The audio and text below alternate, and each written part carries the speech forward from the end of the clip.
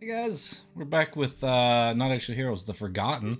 Uh, if you guys were waiting for the next episode, sorry, that was like almost 2 years ago. So, uh, took a little break and we played Cataclysm for a while. Now we're back over here in The Forgotten.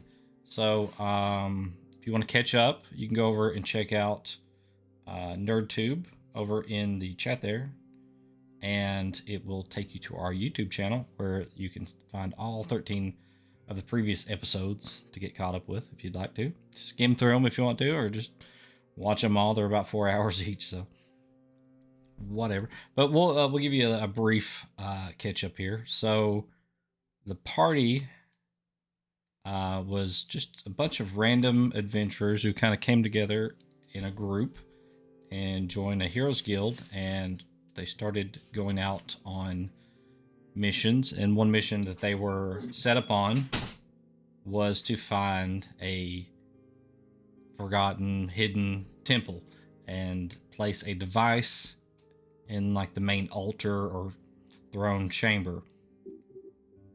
They were going up against other groups in the guild, and they specifically, I think you guys had met one of the groups while you were at the guild hall, but you guys are pretty new, so you don't know everybody. You guys went through a bunch of misadventures on your way down there. You guys encountered like a large mech type of thing, which you guys got to drive around. And then you guys ran up on some druids, right? And I think you even there was you went to a camp of it wasn't kobolds, it was Knowles. gnolls. Yeah, the gnolls. And that's where you got your rabbit companion there who joined up. So, and from there, I think there's been some other stuff, but we won't get into all that. You guys found the temple out in like the desert wastelands. It was in a large like hole in the ground, surrounded by this weird like elvish looking race of creatures with like jet black skin and like white or red markings on their body. And you somehow slipped past them and got into the temple. And inside the temple, the very first thing you encountered was an angelic creature floating in the middle of that first chamber. You exchanged some words with the angel, and he gave you some warnings. And you guys went on past in. It didn't stop you. And I think the only thing that you guys have done since then is you came to a door, and the door ended up being a mimic, and you guys fought the mimic. And so you killed the mimic, and then you moved on to the next. You decided to go east from there. So, and I think that's where we'll pick up. So, all right, so we will switch over to the map here. See if it works. So there's that. And we do have some new players here, so they're in our other game, so you probably know them. But they're going to be picking up some characters where some of the other people had dropped off. So right from the beginning, we're going to see a few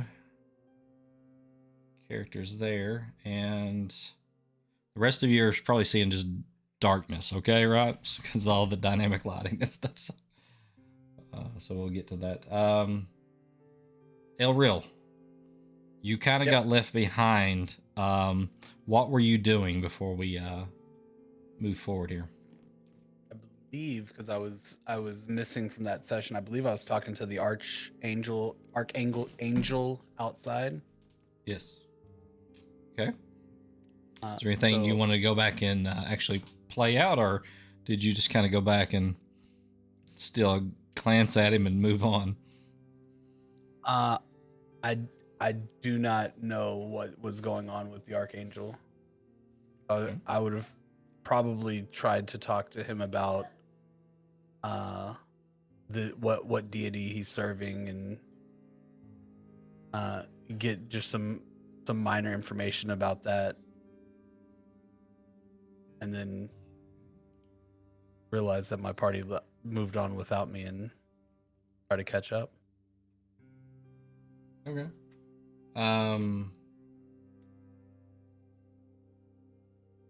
All right. So, do you want to play that out, or do you want to just? I can send you that privately. And... You can just send me that, and Okay. All right. we can move on. That way, we don't hold up everybody. I will just drop your token as you guys are entering this next hallway here.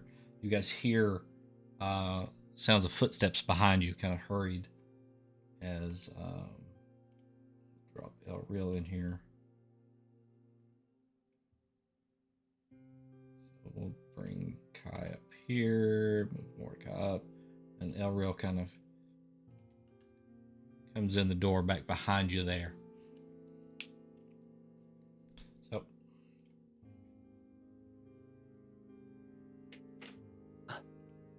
there you are. Missed the fun. What happened? Everybody okay? We killed the door. Wait a minute, I do not remember there being fun. Remember there being lots of danger, and there was no fun.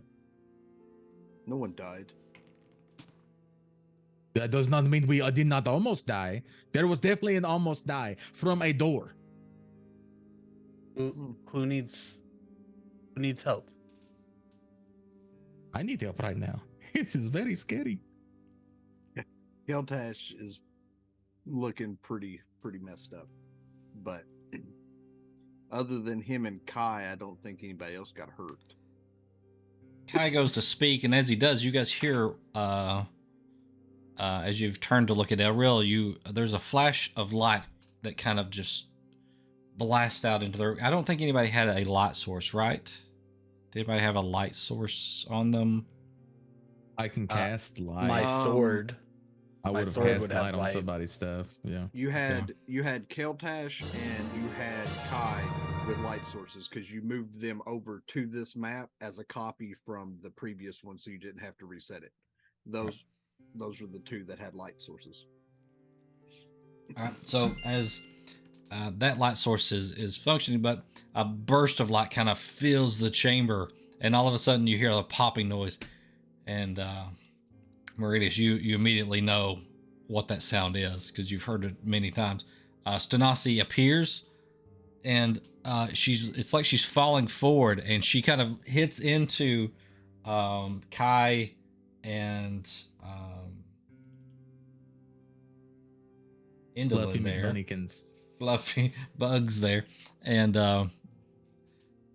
as she does, you just hear, here it goes again, and then it just shoop, all three of them disappear.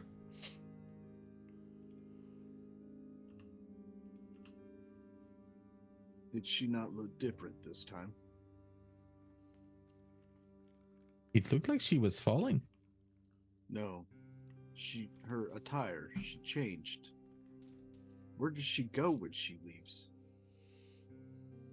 I do not think this is something that anybody knows the answer to. It is. Now she's taking two more with her. Well, at least she won't kill me in my sleep now, so that is a good thing. This is true.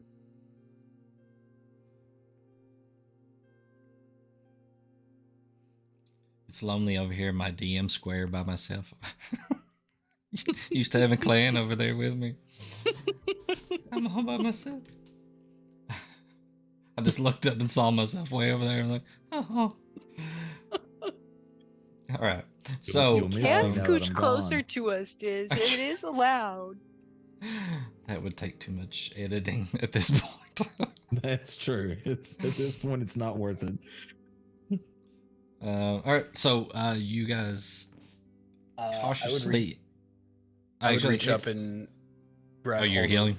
Keltash's arm and use cure wounds. All right.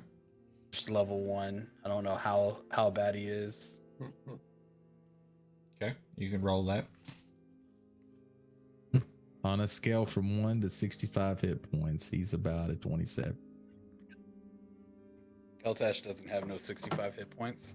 On a scale of Oh, 1 to max healing, 26 though. hit points, he had 9. Well, he can add 12. All right.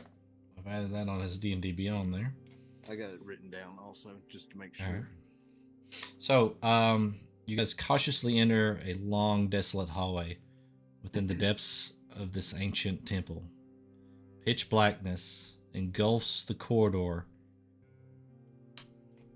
as if light itself fears to tread here. The air feels stale and heavy, carrying the sense of ancient malevolence that prickles at your skin. With each step, your footfalls echo softly, the sound swallowed by the oppressive darkness. The walls of the hallway are lined with faded murals depicting scenes of an ancient civilization's worship of a malevolent deity. The figures portrayed in the artwork are twisted and grotesque, their features contorted in expressions of fear and suffering. The once vibrant colors have faded to ghostly shades of gray, yet their eerie beauty remains, capturing the essence of a forgotten era. What would you guys like to do? So we need some different music. This is not spooky enough.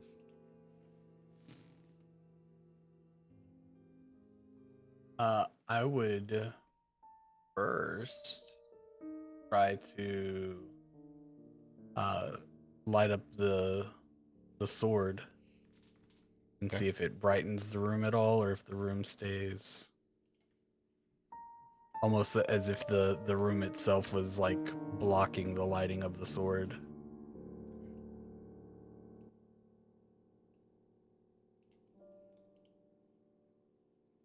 All right, so what is the brightness on that?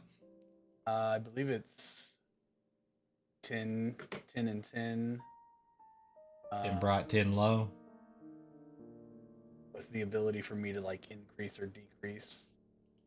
The sword Luminous blade emits a bright light in a 15-foot radius and a dim light in an additional 15. The light is sunlight. While the blade persists, you can use an action to expand or reduce the radius by 5 feet to a maximum of 30 for each. Look at my radius and go, I can make it brighter in here, or I can lower it just a little bit. He draws out his blade and it kind of comes out of it almost just like a lightsaber would, just, and the light just pushes the darkness back.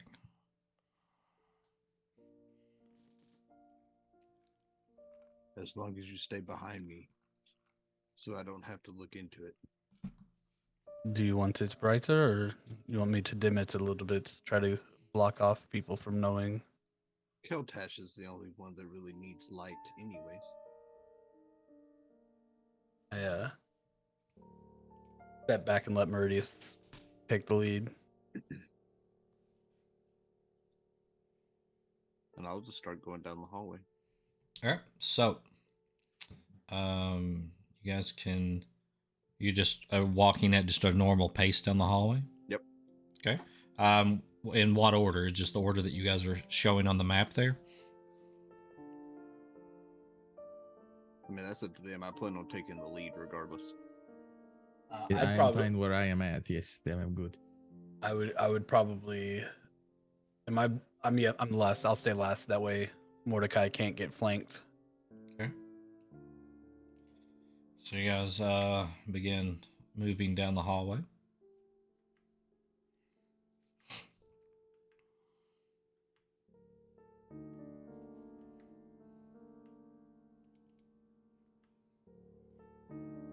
As you get to about right there, I think you guys see that there is a large closed door at the end of this corridor.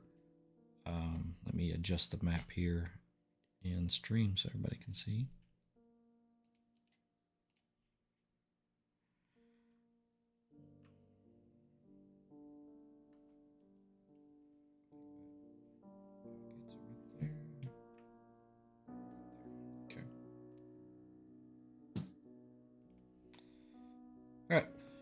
You guys continue on. Yeah, I'll go to the door. Okay.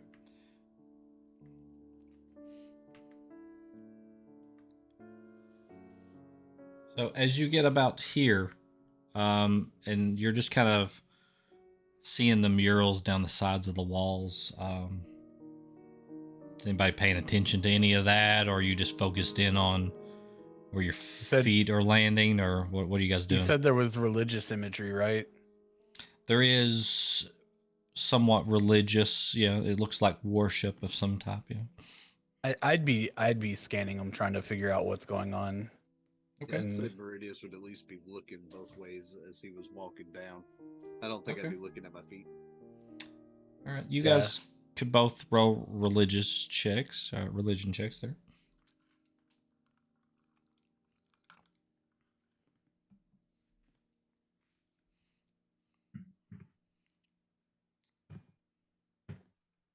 I want to call you Akminos. You're not Akminos. Mordecai. Mordecai, you can roll a probably a history check if you want, since you're kind of book learned.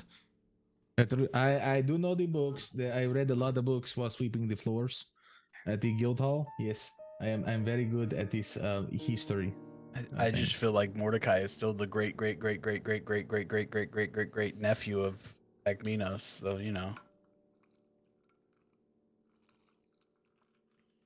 All right, what do you guys roll on the religion? 21. I got 21. 17. 17. All right. So, both of you kind of recognize that it looks like they're depicting elvish type of worshipers. Even though they're distorted looking, they seem to be worshiping different imagery of this elder eye. A lot of symbols of the eye and kind of it raised above, and kind of the servants kind of worshiping as you make your way down through here. I look down at my right gauntlet. It's not the same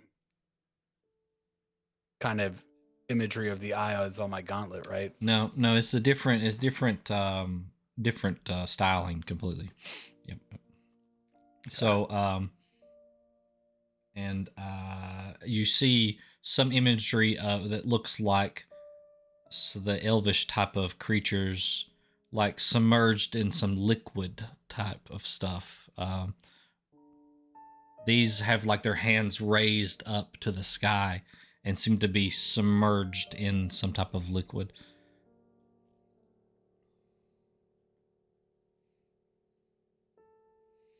So you kind of take away, well, with the 17 probably not, but the 21 you probably take away that this seems to be some type of baptism or some type of religious ceremony is what you take away from it, Elreal. Meridius. No, you're not from this plane. But do you know any gods who deal with ceremonies like this? Water, submersion? Does he know of any that would fit this description other than what we're seeing on the mural? No, I wouldn't think so. Not from his background, I would say. I've never seen this before. The eye makes me think of Helm, but it's not the right eye, and it's not on a gauntlet. So I don't believe that would be. The water makes me think of Shantae, but that's just because of the harvest. That she wouldn't have any of her worshippers submerging themselves.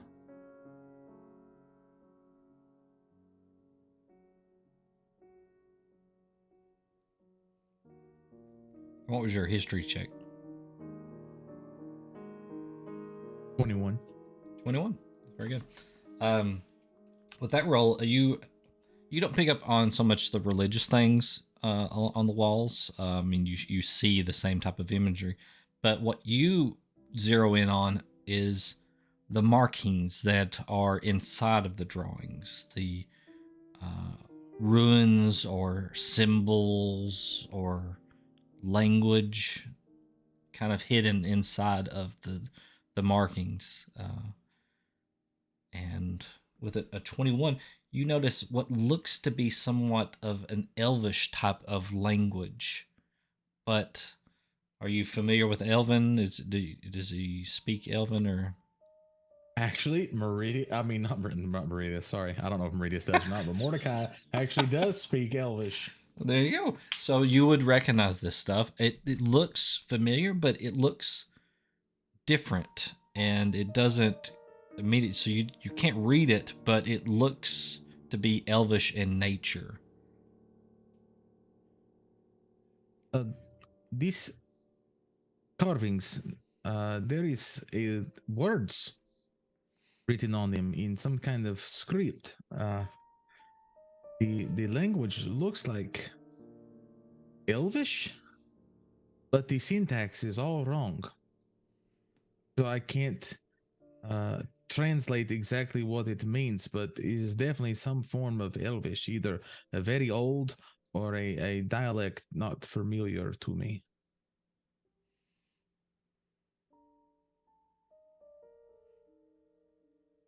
Interesting. Doubt that we would get much from the deity that guards this place. I mean, we could ask. He wasn't very forthcoming when we arrived. I mean, we could be nice. You know, a good and nice hello, how are you doing? Oh, nice to meet you. Can you please tell us what the words say? You don't know, it could go over well. I thought I was very nice. I even knelt and bowed my head. I did not say that you were not nice. I'm just saying, it is when you are nice to somebody, a lot of times they will reciprocate. Unless they're just an asshole. And I have met many assholes. And if you're nice to assholes, then they're just assholes back. There's nothing you can do about it. They just tell you, oh, Mordecai, that is great. Thank you for being so nice. Why don't you just go sweep the floor? And I'm like, okay. And then I go sweep the floor. You make a lot of references to cleaning. Are you? That is, Are you that's new what to I, this? Yes, you know this. We discussed this before the big rock fell on you. Remember? Again, I do not remember a rock that never happened.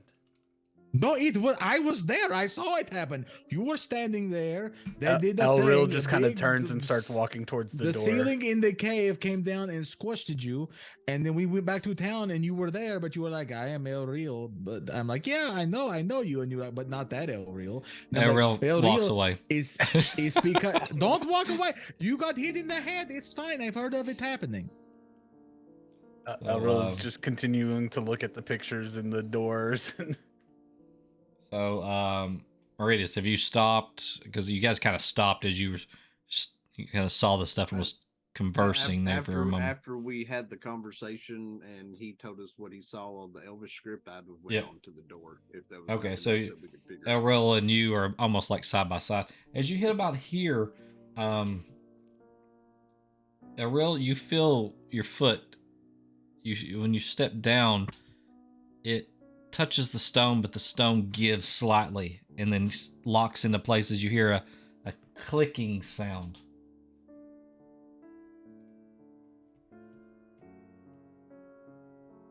Everybody watch out. With a sudden ominous click, the ancient tipple springs its trap upon your unsuspecting group. The floor beneath you triggers the mechanism, and swiftly the heavy doors at both ends of the long dark hallway slam shut, their locks engaging with an eerie finality. In an instant, the atmosphere changes. The ceiling transforms into a perforated canvas as small holes open up above, revealing a macabre scene. From these apertures, a vile gelatinous substance seeps down, dripping onto the floor below. It expands rapidly, stretching from wall to wall until the entire width of the hallway is consumed by the encroaching mass. The gelatinous cube writhes with an unnatural I can't talk. Viscosity. I can't say that word. Viscosity. Viscosity. I can't say it for some reason. Undulating as it hungrily advances towards your group. Its translucent form exudes a sickly aura, and the acrid stench of decay fills the air, assaulting your senses and amplifying the urgency of your situation. Just as the cube looms near, the ceiling holes close abruptly, yet the trap reveals further intricacies.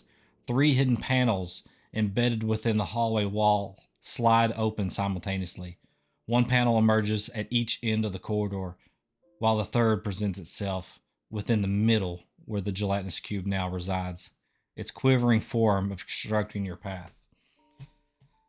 I reach back, and throw my shield-bearing hand kind of into the chest of Mordecai, because I'm sure he's not paying attention. He's probably still rambling about how I was squashed and hit in the head by a rock. So I really quickly just kind of put my hand into his chest to stop him from walking. What are you doing? Stop talking and look around for a minute. And I nod towards the cube, the gelatinous cube that just fell out of the sky. So I need you 4 to roll for initiative. I knew you. Not only did Mordecai probably keep rambling, but Clan had gotten up and walked away. So My kid knocked That's why everything off you the said nightstand. not to say anything. Yep. oh, You're great. You're rude, Diz. Cleric speed. How rude.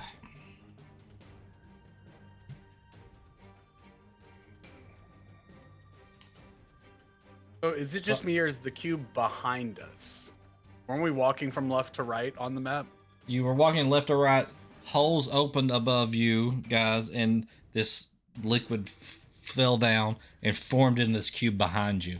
And the doors at each end of the corridor, you heard the one behind you that was open slam shut, and then you hear them lock, and it echoes through this mostly empty hallway. It's slightly filled with something now. So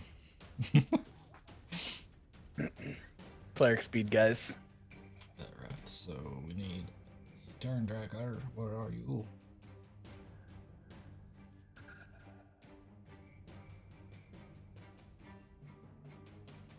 Well, it didn't add anybody, but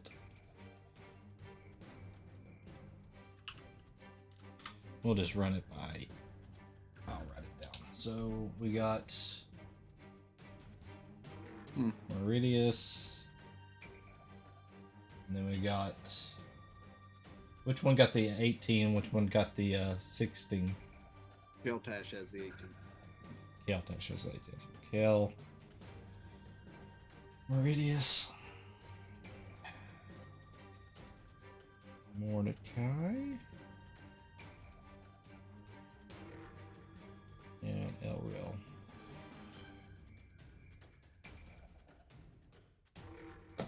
Four? Cleric speed, sir. Is it reverse? Cleric speed, you always want your cleric going last. That way, when you take a bunch of damage here in a minute, because you're the closest one to the cube, I can heal you. Okay, All right. I'm holding you to that.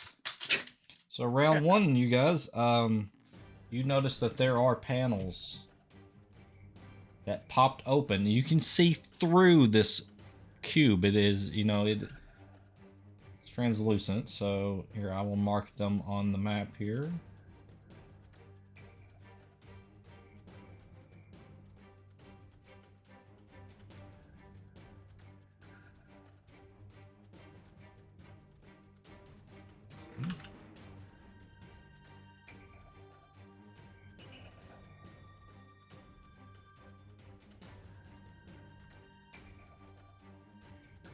Does the cube go all the way up to the roof?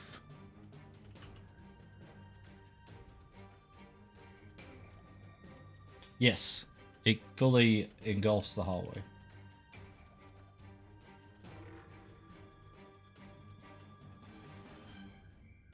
Hmm? I think it's wanted to cooperate. Do you need me to play the cube? In the beginning. First turn. The cube starts running. That's just In hard the to grab. beginning. Oh, there we go. There was the cube.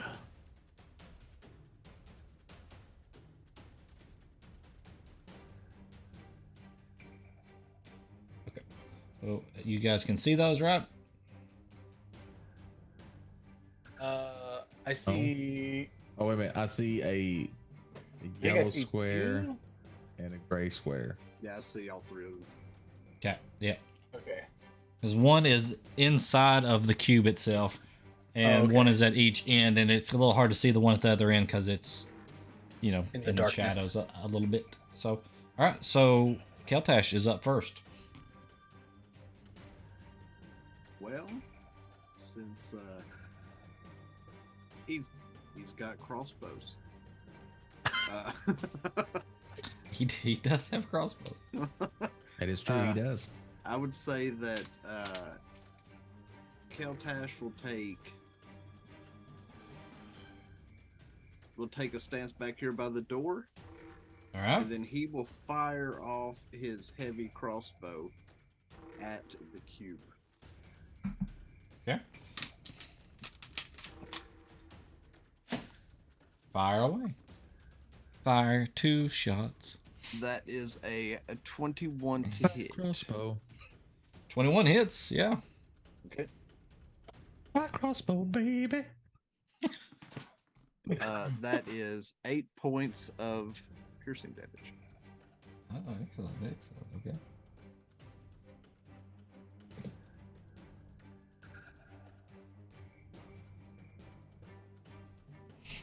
And that, yeah, that's about all he's got right now. Is it? Okay. So you fire the arrow. So he fires one, right? It hits.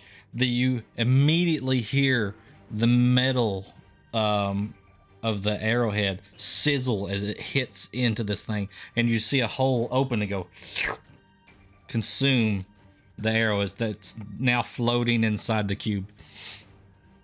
All right. So, Meridius. This would be fun. And as he says It's short, that, so you don't need protection. as he says that, he Now we got to will make this song, dude. use a My bonus crossbow. action to give himself Wrathful Smite. Okay. And seeing how the arrow just kind of disappeared into this thing, Yep. he's not going to use the trident to start with. So he's going to leave the trident on his back, Okay. and he's going to withdraw his mace and come up to the cube and try to hit it. All right.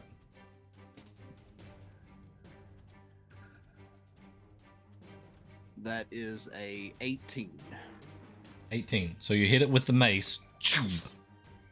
That hits. Okay.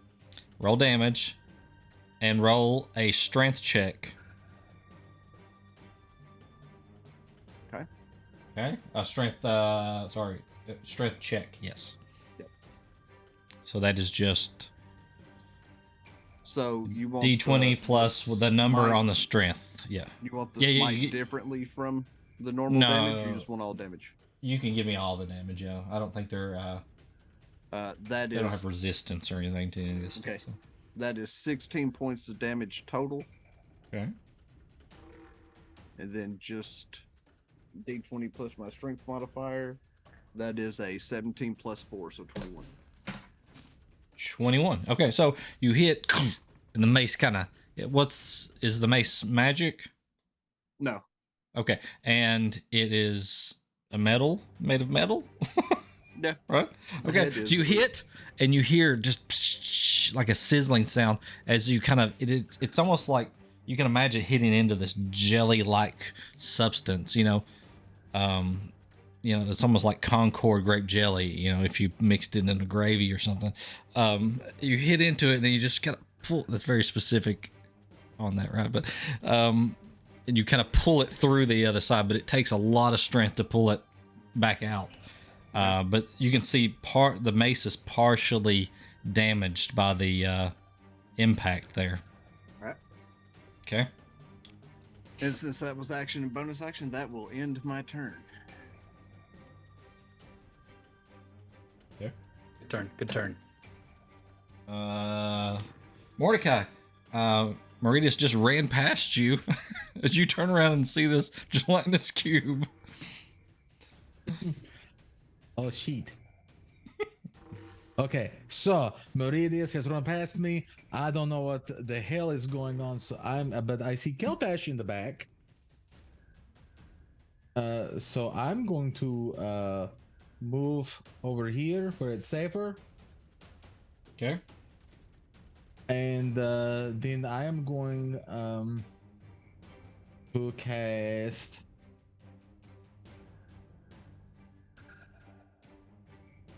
I'm going to cast a chromatic orb at 2nd level Okay. at the gelatinous cube. All right. Okay, hold on. It's been a while, dude, since I've rolled as a character. I got it. And the reason the I was ring asking rest this off. is the Raffle Smite does psychic damage, so I didn't know if you wanted that as Gotcha. anything extra. Or not. Also, for It clarification, doesn't is the say that it squares would have resistance to that. Okay, So that's you fine. know. I was just making sure. are the squares on the ground? Oh, I'm sorry. Signifying traps. I made Like contact. those are No. I trap forgot plates. to tell you to do something. All right, let me tell him what this is, and then we'll jump back to you, Buck. Those 3 places are where the wall kind of opened up. There's like almost like a panel, think of like your breaker box panel popping open, just right there. There's like the stone wall Okay. kind of opened up, and nobody's looked in there to see what's inside or anything at the moment.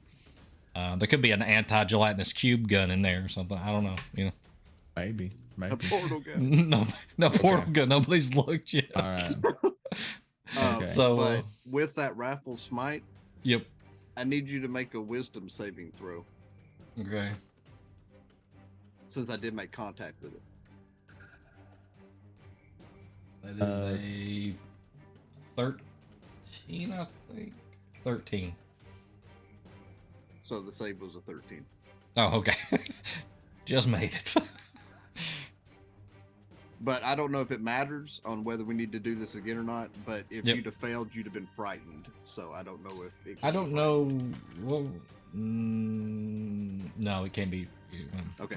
So Not then that you would we know, will- but yeah, it can't be Well, fried. well, I'm just saying for further reference, I'll just roll to do damage and not worry about you doing That's the fine. saving throw. That's fine. Okay, so that is a 25 to hit. That hits. Not And, hard to hit this thing. And, well, I mean, it is literally the size of a barn. Even Yeah. stormtroopers. No, they'd find a way to and- miss. It will do 21 lightning damage.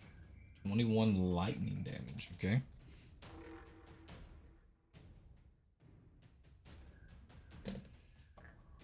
Also, question: since I've moved and I've made an action, can I still move my remaining movement? Yeah, you can. I will say as the lightning hits this thing, you see it kind of diminish in size a little bit, not much, but maybe like the corners of it are kind of where they were kind of almost like squared, kind of start seeping in just a little bit. Okay.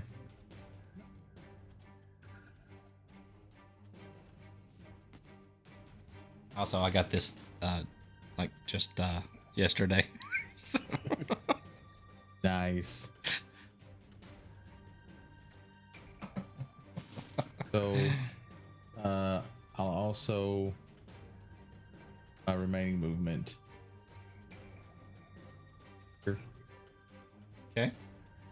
already my turn. All right. All right. El Real. I reach down on my pocket and pop like a little vial that I have and sprinkle a little bit of holy water on my gauntlet and use that to cast Bless on myself, Meridius, and Mordecai. Okay. We'll mark you with concentration, right? Yes, sir. And then we'll give you like a, I don't know. So that's a +4 to, or plus a D4 to attack rolls or saving throws for the three of us. So just everybody but Keltash, right? Everybody but Kelly. Everybody that's currently here. No? Yeah, we'll give you guys the halo and wings. Wait a minute. I don't know if that's such a good idea.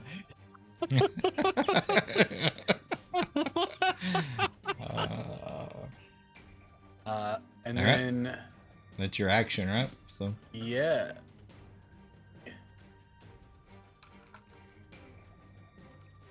Yeah, that's gonna be my turn. I'm just gonna hold ground behind Meridius. all right. So on the cube's turn, you guys hear a click, and I will say that probably Keltash and Meridius, you would get a perception check if you would like. Okay. If you want to roll those.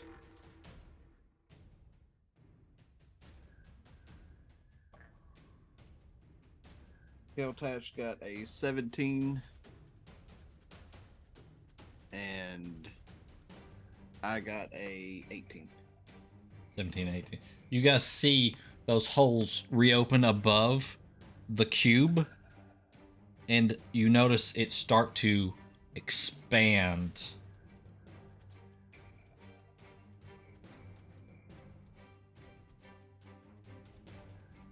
Grab it there.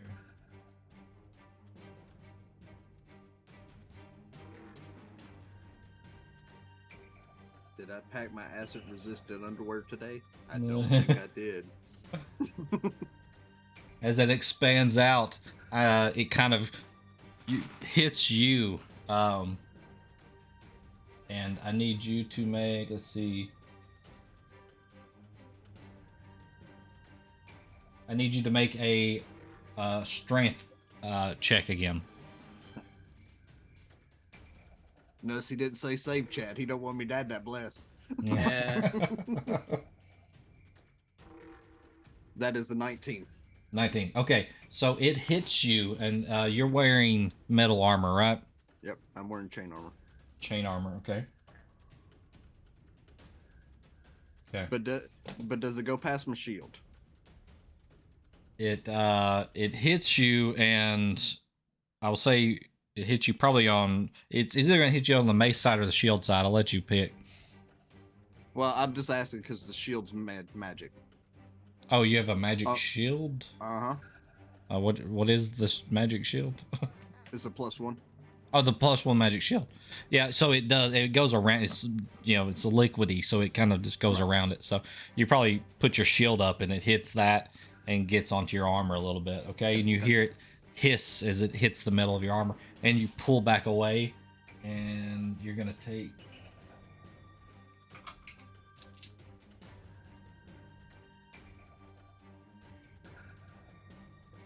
Hold on, let me read something before you announce the damage. Okay.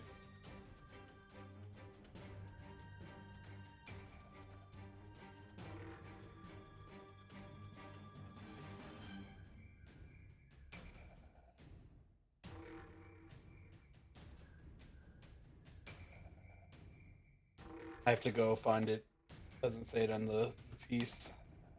Ellen, uncanny dodge. Do I have to do it before? Do I have to announce it before I know damage, or can I do it after? You can do it after. Okay. It's anytime. Okay. Then you can announce damage. Okay. It's gonna be 8 points of acid damage. Reduce is probably all right with 8. Yeah, we're good. Okay. And with the strength, you pull back 1 square there as you pull away from it. Okay. You look down at your armor. The armor's taking some damage.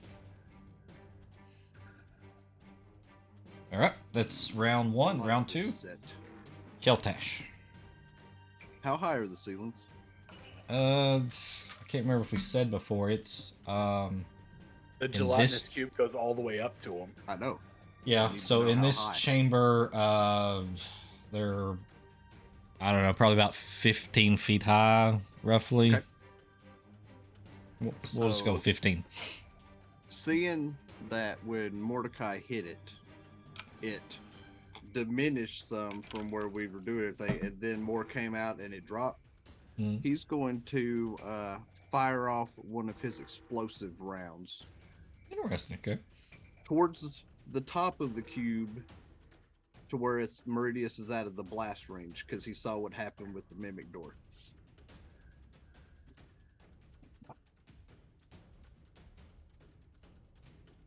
All right. So he's firing the explosive round into the gelatinous cube next to Meridius. Yep. Okay. But up at the top of the gelatinous cube. Yeah, but I mean, he doesn't know exact distance. Yeah. He's just trying to get it over Meridius's head and take out part of it from the ceiling. The equivalent of if I shot an explosive arrow into your body and it exploded outward. Yeah, no, I know. How much it's going to protect. Okay. Right. All right. I'm just, it's very Keltash and first roll to hit. It's explosive, so it's like, it's up at the top, right? That's why I'm playing him that way. It's a very Russ move. Would have done was fire off a fucking arrow, whether someone's in trouble or not. It's very Russ, very Keltash. That is a dirty 20. 13 plus 7. Dirty 20? Yeah, it hits. Mm-hmm. Okay. And you'll have to help me on the explosive. Is it in his character sheet there? I think he has it written down in notes on his... The problem is I couldn't find my notebook from the campaign right off. I know it's here, but I couldn't find it. You gave him, according to the episode before this, you gave him 3d6 explosive damage. 3d6 it is. With a 10-foot radius of explosion when it goes off. 3d6, 10 foot. Okay. So he's aiming very specifically up towards the top, right? Yep. And he rolled a dirty 20, so... Let's see. Let's have him roll just for accuracy purposes. We'll have him roll just with the attack just a dexterity check, just to see how accurately he placed the shot, just to see if it's in range of Meridius or not. That is a 14 on the die with a +3 on dex, so 17. 17. Okay, yeah, I'd say with that it's up there towards the ceiling where he wanted it. Okay. So you want arrow damage and then the regular explosion, so piercing and then explosive damage also? Right. All of it? Yep, so the arrow hits, goes in, right? Okay. So and that's 11 in slow motion damage. Meridius, you see the arrow slow down as it's going towards each other, and as it hits, nothing happens. So it doesn't blow up? It needs a spark, and once it goes into the liquid, it doesn't. Okay. It doesn't spark. This is like a crudely made device where it's like spring loaded, and it's almost like flint that hits it to make a spark, and once it hits into the liquid, it goes. So the piercing is 11, and so as Keltash fires it off, he goes, "That should have worked." He kind of looks down at make sure that he pulled from the right quiver for the arrows. Yeah. And looks back up like that didn't. And then he'll just kind of stand there confused. And it his turn because that should have blown up like it did last time. Right.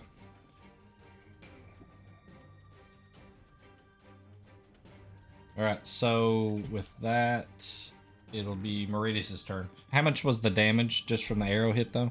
11 from the arrow hit. 11, okay. Alright. So, All right, seeing Meridius' that turn. this thing is eating through my armor and my mace, Elril will see this more than anybody else probably would. He sees Meridius chuck the mace towards the wall and grab the trident off his back. And he's going to attack this thing. Does he Trident spin it time, around baby. and it makes like the weird like boom, like you Well, hear the- him like the- Mjolnir. the prongs are up here, so when he grabs it, he's got to spin it to bring the prongs forward. Yeah. Okay. And so I'm going to attack him with my trident. All right. You got shield out, so this is a one-handed Yeah. attack, right? So. Yep. Mhm. Mhm.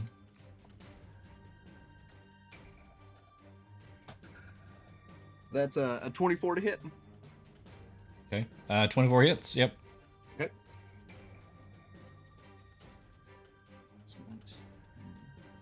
And then, So I need damage and I need a strength check. yep.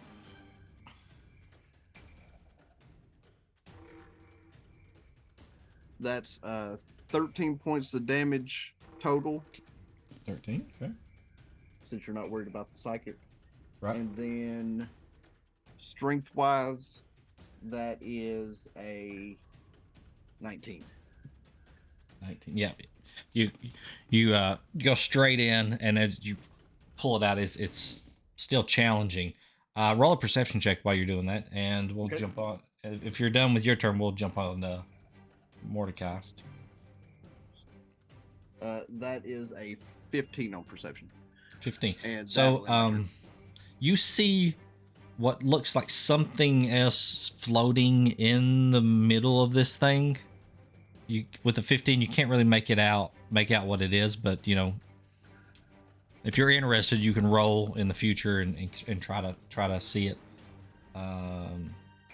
Where do I see it at? Is it like center of it? Yeah, it's kind of floating in the center of it. Okay. It's kind of blurry looking, you know, looking through this Yeah. liquid that's quivering around. But it's in the center of the object. Okay. Yeah, were you gonna move or anything else, or? No, because if it's expanded, it's gonna get to me no matter what anyway. So we'll just let her right. take it. All right, Mordecai. Okay, so what I am going to do is I'm going to check the square beside of me Okay. for what is going on. You Okay. best watch out. You about to get shot, sir. So, are you stepping in front of the panel there? Because it's open in the wall. I Yes, just marked. I'm going Okay. to step in front of the panel and look inside. All right, so you step over here, and as you look inside, you see what looks to be a lever.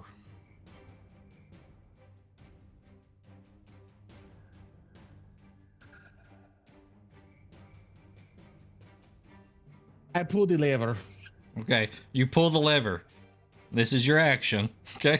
Yes. Yep. I All right, so understand. you Yes, pull the yes. lever. You grab it, and I need you to make a strength check for me because it is an old temple, and it's A strength check. Okay. Well, luckily you know how these I things do are. This is have a rusty lever, 13 you know, strength. like your rusty It goes with my dagger. dagger. Yeah. Excellent. Excellent. It goes with my dagger. Yep. Okay, here we go. Strength check. That is 18. I am strong 18? like bull. Yeah. It clicks down. Nothing happens, but it is now pulled down. Do you hold on to you? Or you let go. I kind of start doing this. I'm gonna Okay. do something. Okay. I'm like, Meridius, I found this lever. I pulled it, but nothing's happened. I think it may be rusty. I'm not Whereas sure. as you're pulling the trident back out, you kind of pull hard. And you look backwards, and you're going to see that action going on back there.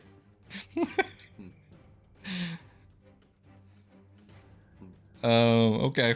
So you're holding on to it then, jerking on it is the Yes. is what how you I'm is how jerking you're the ending lever. your turn. Okay. So Yes, nothing's happening, but the lever is now down and you're holding it in place, jerking on it. Okay.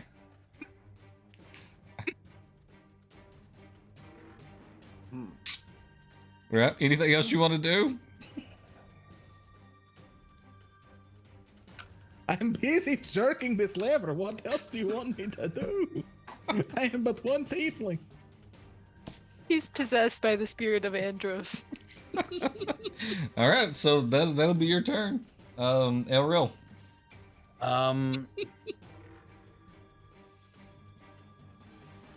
Yeah, I'm gonna. Let's try a sacred flame. Okay. So I just kind of take the radiant light coming off the sword, and I whip it up into the sky, and like it shoots straight down onto the cube. Okay. So it almost like happens inside of the cube itself because it's touching the ceiling. Yeah. So it's a save, right? Yep, dexterity 14. Yeah, that's probably gonna fail. That's a 4. That is 4 damage, but it's radiant damage. 4 radiant damage. Okay. All right. It kind of quivers from, as you guys see this, it like juts out like part of the liquid, and you see the kind of the radiant flame inside, and then it just kind of closes back up inside. No like shrinkage or anything. Let's see. Yeah, You you know I guys should've- do. You guys I knew do I should've notice used cold. it looks similar. Kind of the edges kind of shrink in a little bit, but not much. There are two more of those panel things. I bet they have levers as well. Don't know how we're gonna get to them though.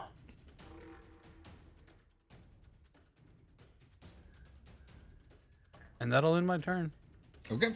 All right. So at the end of round 2, you guys see the holes open back up, and you just see the cube start to quiver, and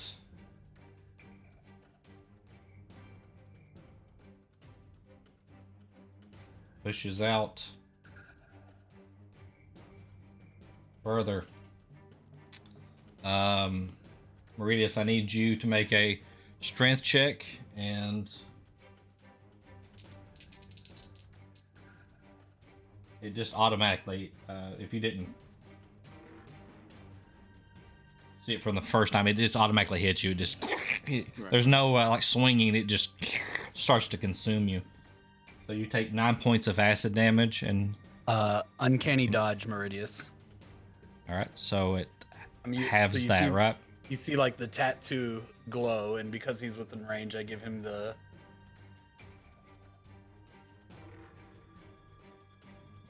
So All right, so that's strength check 5 is, points. 18. 18. All right, so you are able to pull back free from it. Your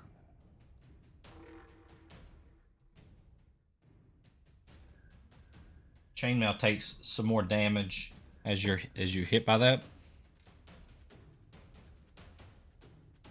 This Okay. is just trying to get me naked. I understand. It hits on your chest and starts burning through. Yep. Yep. Question, point of inquiry, DM. Yep. Since he's getting hit by the acid, right? And the acid is kind of burning and would you say like cooking? Yeah. Sure. So does it smell like fish sticks in the room now? DM, he dies if I don't die in this encounter.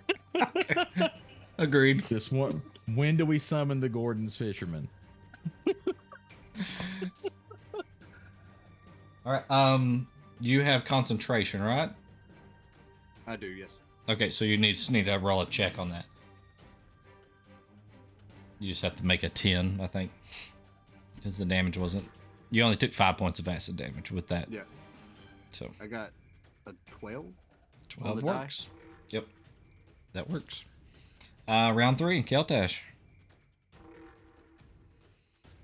Well, as lackluster as it really is, he doesn't really have much. So he's going to shoot another crossbow arrow at this creature, but seeing that his explosive arrow didn't work, he's not going to use them again because he doesn't understand what happened. So he's going to fire off just a regular round. All right.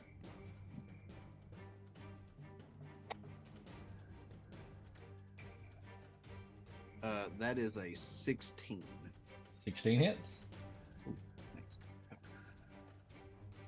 To be honest, if you roll anything above a 1, you're probably going to hit it. He did 10 damage. 10 damage. All right. As you see another bolt flying, hiss as it hits in. A little hole opens up and this consumes it almost immediately.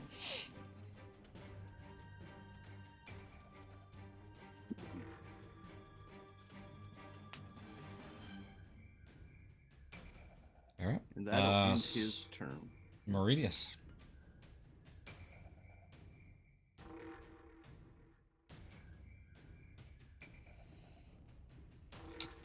Seeing as this doesn't look like much of anything is happening worth a shit here.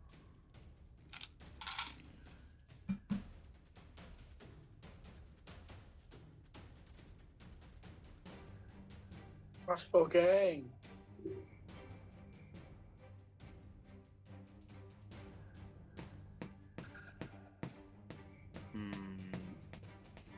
And it still has gone all the way back fully to the ceiling again?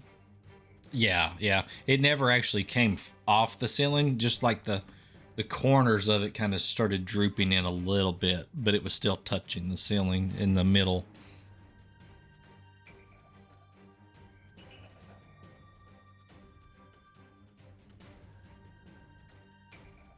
Meridius is going to attempt to get to that middle switch, or as close as he can. Okay. All right. So you're going to just walk in? Yeah.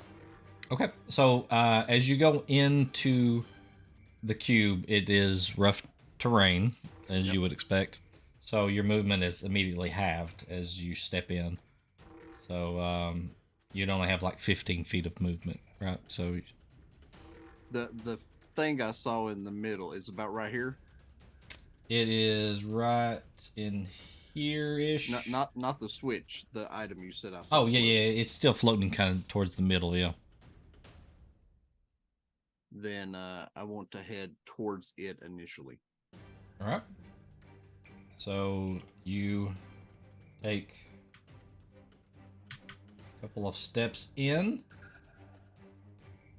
and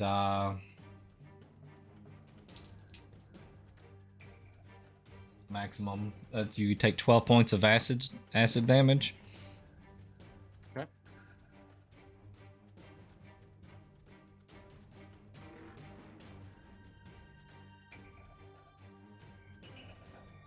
Okay. And I need you to make a strength check as you're walking through there, just to make sure that you can continue to move. 17. 17. Okay. That's fine. So the liquid just kind of encroaches around you, and even though you could probably breathe underwater, this is not water, so you begin to suffocate, but you're probably holding your breath. So you have and I think the ruling has to do with your constitution. So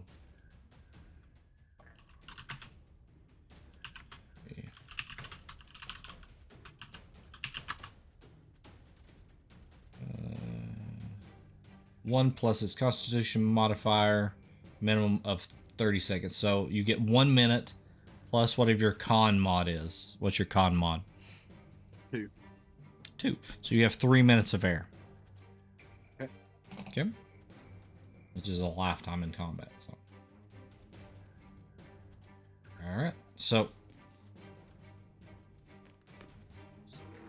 you've walked in, but you haven't used your action or anything, right? You want to do anything else? I want to. You can use your action for perception if you want, or anything else you might have. Yeah, I'll use. I want to see if I can have a better look at what that is that I saw floating. Okay. First, roll a concentration check for me, and then roll your perception. Mordecai, you're up next here. So, I'll save is with blessed is a 19. 19. Okay. Perception is a 17. 17. You see what looks to be body parts floating in the liquid there. Okay. You're still not close enough to make out who it could be or could have been.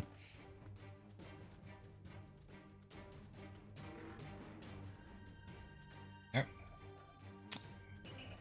Mordecai. Okay, so question. I cannot Misty Step because this thing is occupying space, right? No, I think Misty Because Step, of you just have to Misty- be able to see it. No, it has to be an unoccupied space that I can see. Oh, an unoccupied space. Yeah. Yep. So I can't Misty Step through it. You can't Misty Step into it. You can Misty Step on the other side of it if you want to do. Big. Oh, it's too big? It's too big. So Mordecai, Big is- let's go with the lever because it's not doing anything. Oh, yeah, it's getting large. And then he's like, did not like the lightning before, seemingly. As So you he's gonna let go cast- of the lever, Okay. it goes back up into place. Cheat. Okay, so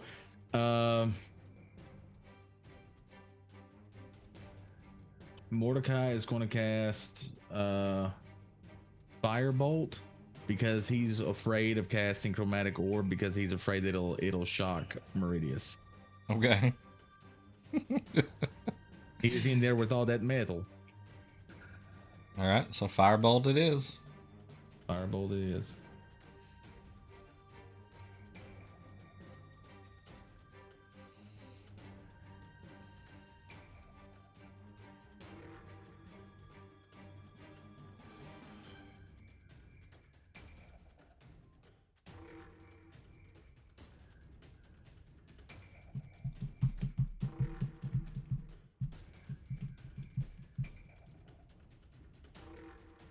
Let's see how many sorcery points that I.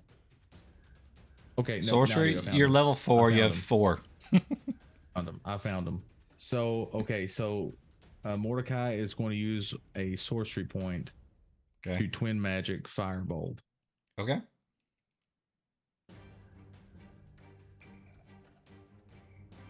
We can't hear you. You can't hear me? You were looking away slightly and it wasn't picking you up. So he's going to cast 2 Firebolts for the price of 1. All right. So you let go of jerking the lever. It kind of locks back into place. Your hands are a little burning, feeling from the, jerking on that lever. And you just kind of rub them together and fire 2 blast of fire out of each Fire palm. 2 shots outside my house. That's Firebolt. They go on either side of El Real as they roll the Yep. attacks. There's 2 separate so attacks there. First attack is 15. 15 hits. Yay. Second attack. Yep. Is 24. Yep. That hits too. All right. That is beautiful. Go. First roll your damage there. So, Meridius, you hear, well, I won't say, I don't know that, yeah, I guess you could hear. It's liquid. So you hear like what sounds like just like, as like juts of like fire and bubble kind of go on either side of you. And then you see it kind of close back up into the liquid. But it seems to be well insulated, so because you don't feel the heat coming off of it. So 18 damage total. 18.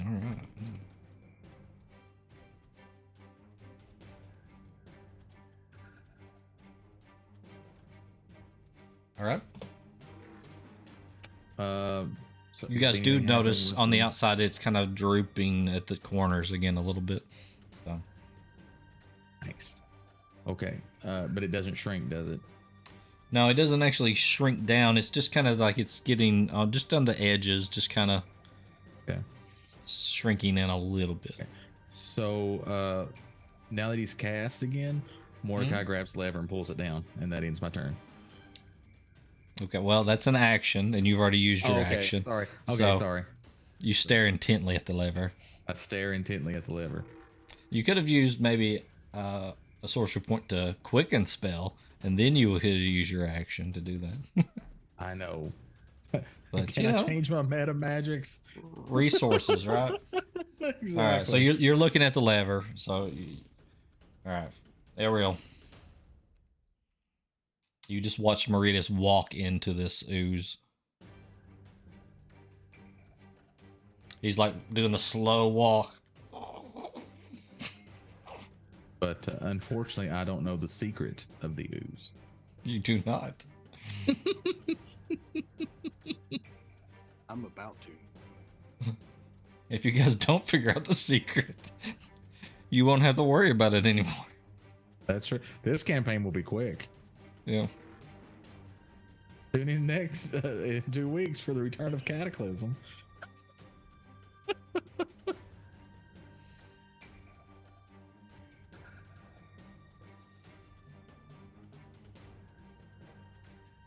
All right, what are you doing? Who, me? Ariel, are you muted? Okay. Talking to us? I was talking to you 100%.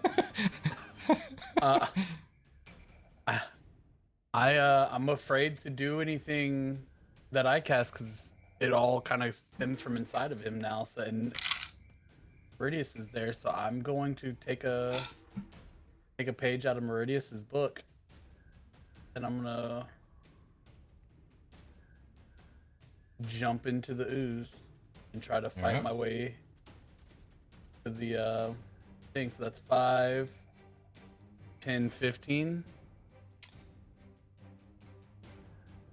Right, and then that would be 25. Yeah. 25. So I couldn't move another 5. Right. Yeah.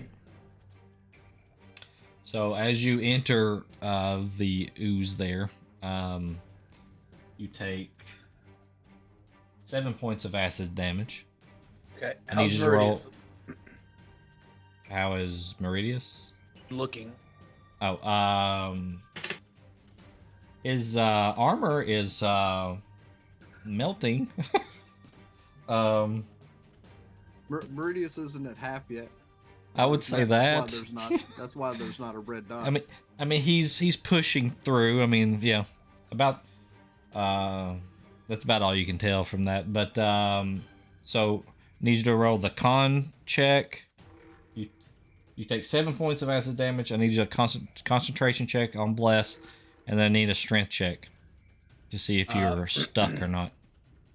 The concentration check is gonna be a 12. 12 works. Yep. You Strength maintain. check is gonna be a 22. 22. That's good. All right. So you run in. You have your action if you want to do anything, or you can use perception if nothing else if you want. Can I just like from the inside swing my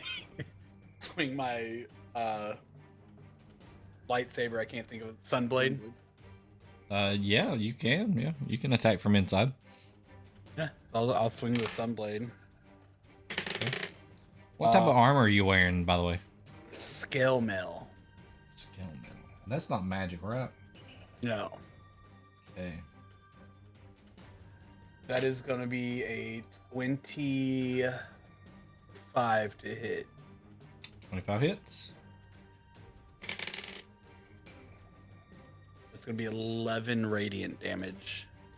All right. Okay. All right. Anything else? That's it. Okay. At the end of that round, the holes open back up and more liquid starts to seep in.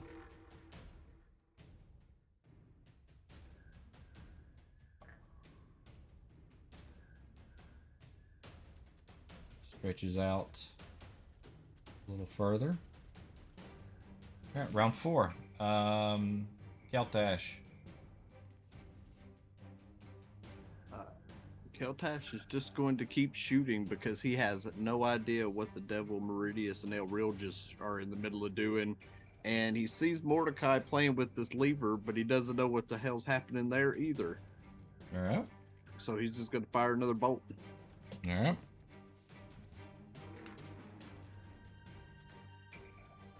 That be a 10. 10 hits.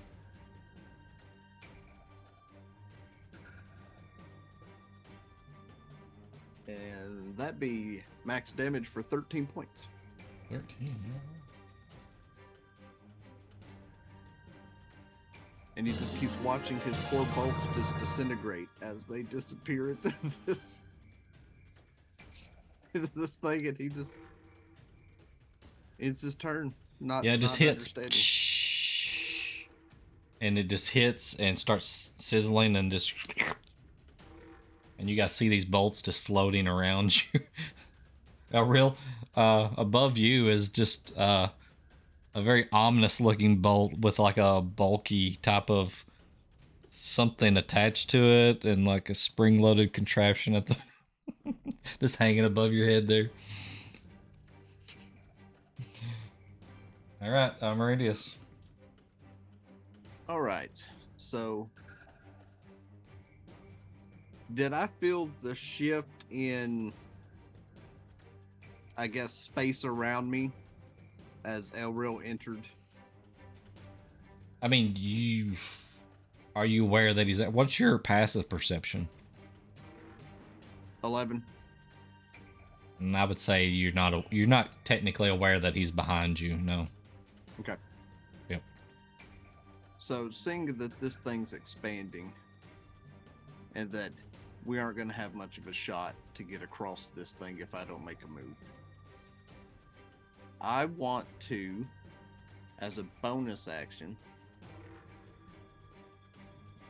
cast Expeditious Retreat on myself. Okay. Nice. So I want to move my 30 towards the far left side. All right. Because that doubles you. You should have 60, so you'll have 30, right? Yep. So I want to move 30 to the other side. All right. So 5, 10, 15, 20, 25, 30 to there. Okay. Just... Elril, you see him just kind of start glowing. Meridius starts glowing, and then he starts just kind of making a way like it. You see it opening as it just kind of closes behind him. And then, so that's my movement and my bonus action, right? Right. So, can I use... No, never mind. I won't do that. That'll end my turn because I can't use my action to dash again, right? You I think you technically can. You use the bonus action to increase your movement. Then Right. you still have your action, which you can use to dash, which would add Then- another 30 feet. Then I want to come all the way out of this thing. All right. So With then my you would have So another step would be 10, and then from you'd have 10 to 20 there. feet Okay. of movement that you can move. So I'll get to right there. Right. All right, and on your turn, you take 9 points of acid damage. Okay. And I need you to roll concentration. Okay. And You said just, 9 points? just a strength check to make sure that you were able to actually move through the liquid. He took 9, yeah. We'll let him take the 9. Let him take the 9. So you want a con save, and then you want a strength check. Yep. Okay. So con save is a 15. Okay, that works. Okay. And then strength save is a strength is 4. So strength is an 18. 18. Yep, works. Yep. Okay. That all occurs. All right. Mordecai. I've had to use bless a couple times just to make sure I can get through this mess on those con checks. Oh, I forgot to even use bless on either of my checks. you have that D4, don't forget. I am going to Meridius is over there. Looks like he's getting ready. Do I see Meridius over there getting ready to? Looks like he's trying to do something. You can see something over there. All right. You Well, can't tell if he's in the goo or if he's outside the goo, but Mordecai is going to follow his heart. He's far away. And he's going to grab this lever with both hands and pull it down with all of his might. All right, so use your strength. Make a strength check. That would be a hold on. I'm going to use bless. Okay. So that would be a 9. It comes to you grab the lever and you pull it. You go, "Yeah," and your arms are trembling, but it's not moving. Even with the 9? With the 9, yep. It's gonna come down to whether Mordecai can pull this lever down or not. Oh, okay. Yep, it kind of moves a little bit, but then it's like just holding the lever. It's like you just slowly need a little trickling bit damage. more.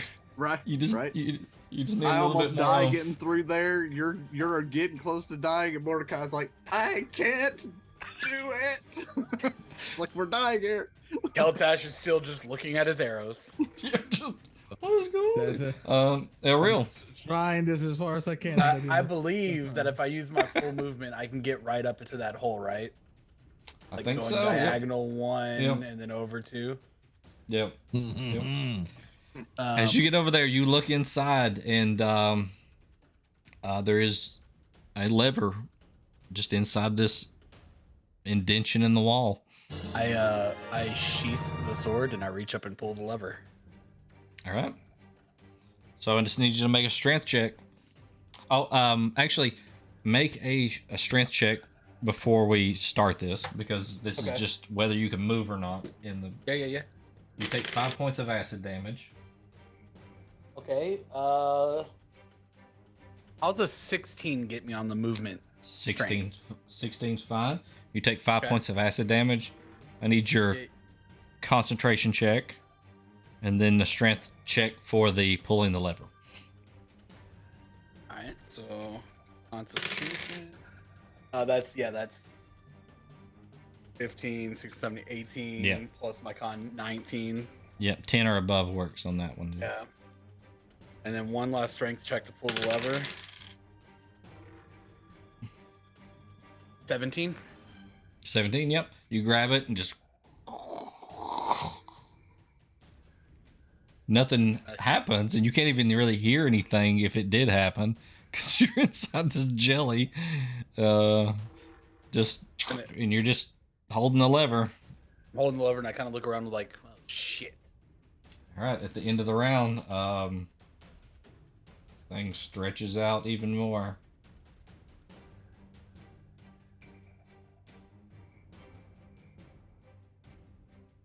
All right, and it doesn't consume anybody else, so we won't have to roll there. For round 5, we got Keltash. So, did Keltash hear Mordecai struggling with this. Oh, he is grunting going on over there. Yeah, Okay. all kinds of noise So- coming up from this side. Keltash turns and looks at him and says, "Do you need help?" And he runs over to try to help Mordecai pull this lever All right, so he because he runs notices his over. arrows ain't doing squat. He runs over and he kind of reaches up and grabs the lever with Mordecai, and we'll just have both of them roll a strength check. Okay. If either of them hit the number, it'll Nat 20. nat 20. That lever's coming down. Dirty 20. Dirty 20. Nice. Yeah, just it's all right. So it slams the lever Keltash down. comes over and just flexes. And Mordecai's like, "I did it." Oh wait. He pulls it Hong Kong down, music and he's starts like, playing. he holds his hands up. He's like, yeah, and Mordecai starts going, oh, and he grabs hold of him, pulls him back down. Lever. All right, Meridius. I want to make it to the lever. Okay. So I will make it to, or at least to where we think is the lever, because I don't know what's over there. What's Okay, over you there, DM? you run up, you run up, and you kind of push the rest of the stone panel open, and you see this lever. It just kind of setting inside this alcove. I will grab it Okay, and pull it. make a strength check.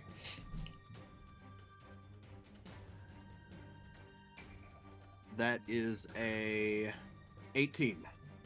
18. You grab it, and as you pull it down, you hear something click. And then you hear the door back behind you go.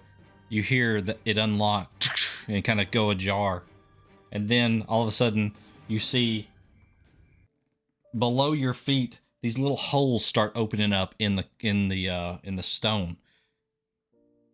And as that happens, the ooze starts to drain down into these holes.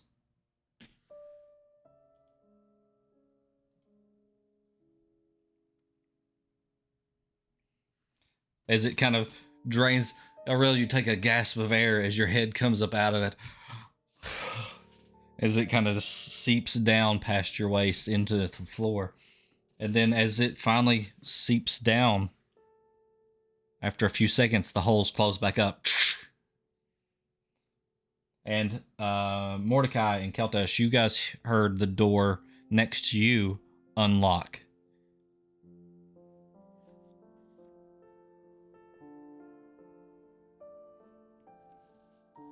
As he sees the gelatinous mess descending out of the room, he says, I believe this may have unlocked our path, at least to head back, since I can't hear it all the way to the other end of the room." Oh, it echoes in here. So. Well, no, I'm saying I couldn't hear the door initially. Oh, you couldn't hear? Yeah, because the jelly was in the way. Yep. Right. So Yep. that's what Meridius says to the party as he's still holding this lever because he's not sure if he should let go of this thing or not.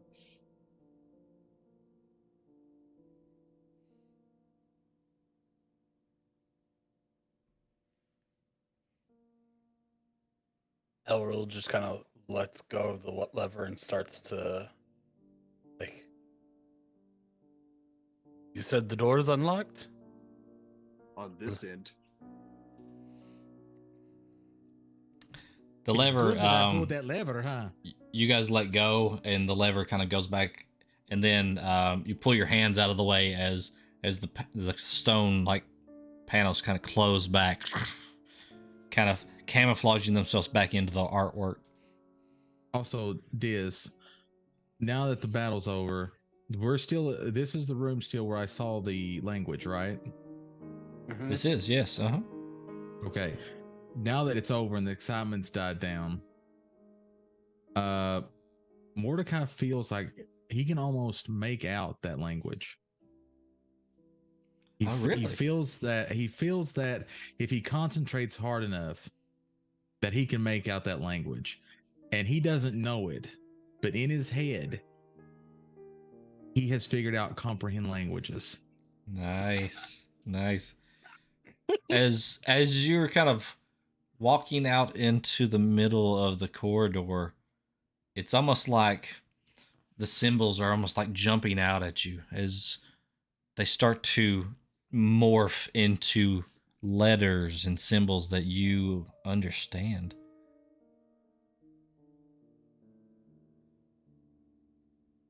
You see little passages of, like, it looks like religious types of text where it's like talking about praising the elder eye, be bathed and reborn in his glory. I can read this now somehow. It is saying something about worshipping something called an elder eye and being bathed in its glory. It's just over and over again talking about this elder eye and the glory of the elder eye. That ring a bell? Can I roll a history check to see if I know what this elder eye could be? Sure, yeah, you can roll a history check. Yeah.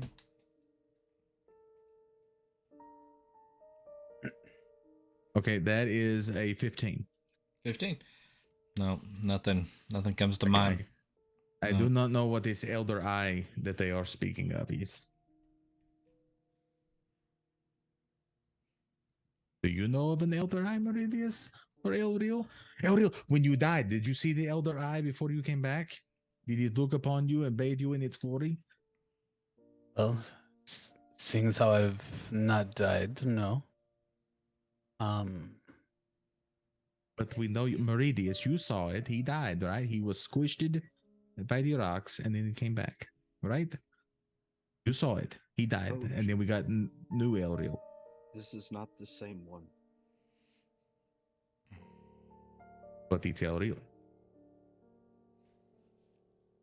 I'm trying to think back through any of like Denier or Helm or Shantea or any of them having any kind of like interaction with the Elder Eye, or if there's any deity I know of. You could roll well, you rolled a religion check from earlier, but you can roll one on the elder eye just to see if there's anything you... Would Bless still be up? No, it's not a save anyway, so it doesn't matter. Yeah, it's a check. Hey, that's not bad though.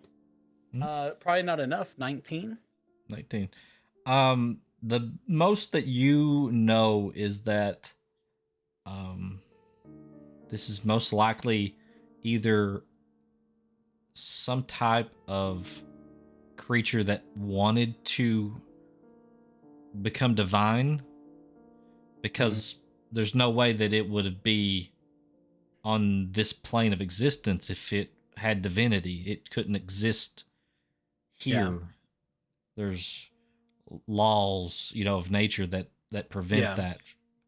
So at most, this could have been an acolyte of a deity or something trying to Imitate, raise itself to divinity in some way. Go. Nice.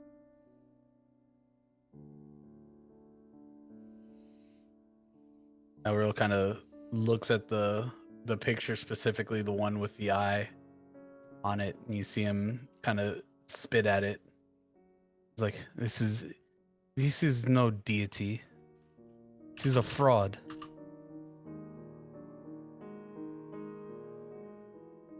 There is no elder eye deity. I do not know. I just tell you what the words say. I don't know of an elder eye. It is a fake. It is against nature. Okay.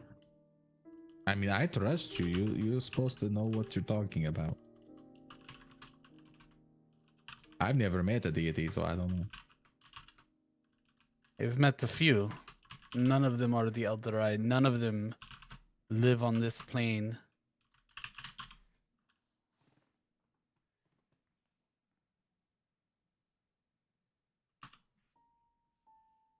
I guess we're done in here. So, Right? DM, Yes. as I walk back to the other end of the corridor, Mhm. how's my mace look? Your mace on the floor it's slightly damaged. It's slightly melted, but it's still Okay. functional. So, It's still completely functional. pick Your it up. armor, on the Right. other hand, is somewhat diminished, and you're going to take a -2 to your AC on that one.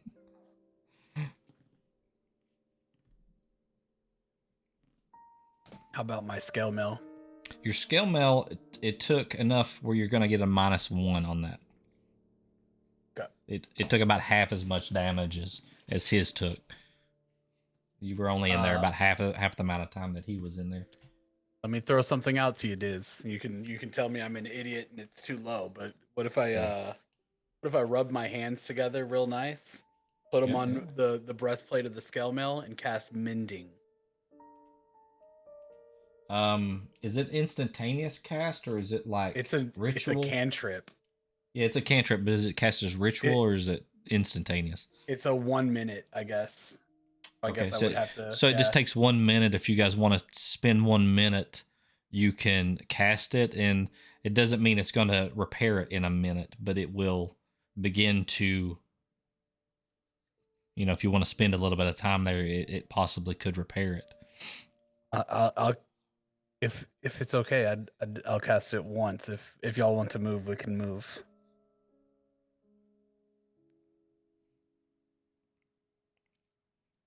He looks at Meridius. I've picked up my mace and put my trident back on my back, and I'm heading towards the door.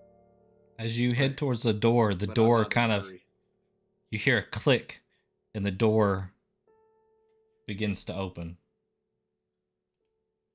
Hang on, this takes a second. I see him start walking, so I kind of brush off what I can and start walking with him. I need new armor anyway. Both. It was about time for an upgrade, anyways. You see, as the door kind of pushes open, you guys kind of go into defensive positions. As which one of you would be leading coming back? Oh, me. Not you guys, the other guys. Was it dark in the other hallway? It is dark. Yes, it is dark throughout this entire. Well, there is some light up ahead that you've seen, but other than that, it's pitch black in here. Okay, because Trix cannot see in the dark. Right. So she's Is probably not in front.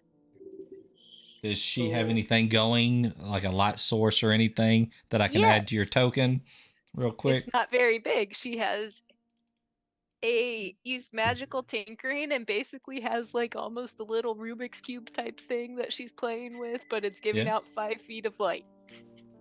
Spoofy's got like a lantern that he's got on. Like Bray Wyatt. You know, yeah. So yeah. how much was the light? I was writing something down when you. Me? Yeah, what's the 5 5 bright light or low light? It just says 5 foot radius light. We'll give you 5 foot of bright light. How about that? Thanks. That's generous. There you go. So you can see like right around you there now. Now the other two, are you guys able to see your tokens, see the map? I can see the map. I and can- my token. Sorry, Diz. Yeah, I can see. You're fine. I can see my token and the map. Yep. Okay. Well, part of it. Stacks, can you see the map? Yes. Okay, yeah. I thought you guys had dark vision, so. All right, so which one of you would be leading? Do any of us have dark vision? Tim does. Okay. How high are the ceilings in these hallways is the other question. It varies in different places. The one you're in is about 10 feet high. The one that Okay, they're so in she's is not about going to be 15. flying directly over their heads. No. She'll just kind of be flying along next to them. So I guess Timmy's gonna be leading here. So I reach up and tap Meridius on the shoulder and cast Cure Wounds. all right. So the door actually, You probably wouldn't be doing that right at the moment, yeah, because the door is opening. You're probably in like a defensive position because you don't know what's happening. That's why I would have reached up really quickly to cast Okay. it, because I know he's been taking All right, damage that's kind of fine. thing. So, as the door opens, a weird-looking face sticks its head through the door. It looks odd. I'll let you describe it, Timmy. Do what? I'll let you Describe yourself. describe your character. Oh, yeah. So, he's a small little kobold friend. He stands about 4 foot 2 inches. Um, he's got his he's basically like in a long kind of hooded cloak with a kind of like a plague doctor esque mask going on. And no real other discernible features. The cloak is kind of like a good mixture of like black and kind of like a light brownish. The brown is kind of like the outline trim of the of like the pockets and going down and everything. Um, yeah, that's a pretty good description, I'd say. Okay. All right, and you see these humanoids standing there. You can see them. You have dark vision, but it's kind of like gray tones, right, and stuff like that. Yeah. But one of them is emitting some light, so you can kind of see that. You see this larger bluish humanoid standing in front of you, and then some light kind of coming out from behind him. He looks very radiant with this radiant light flowing off from back behind him, and he's holding this trident And a shield. and a As soon as shield, the door opened and I saw just you. probably into a defensive position.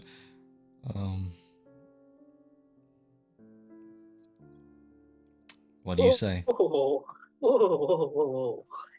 Interesting fight. Interesting. Hello, friends. Hello. Are you all? Are you all? Who might you be? Have you been down here long? Friends. Do any of you know this creature? And right now, Timmy, your character has the door just open enough where they can see you. So that's all they see at the moment.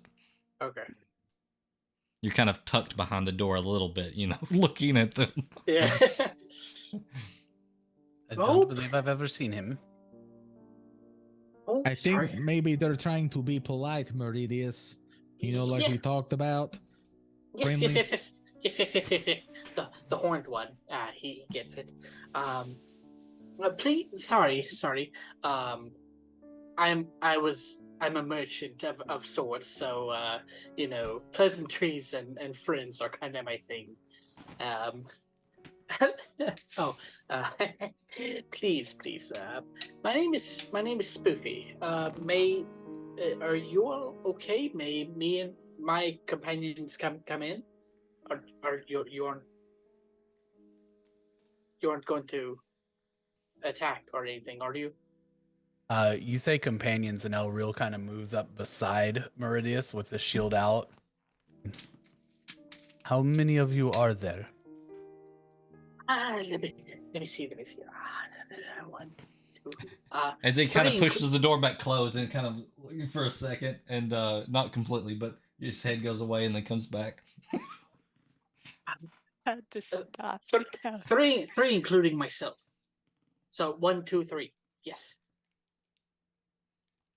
So two others. Yes.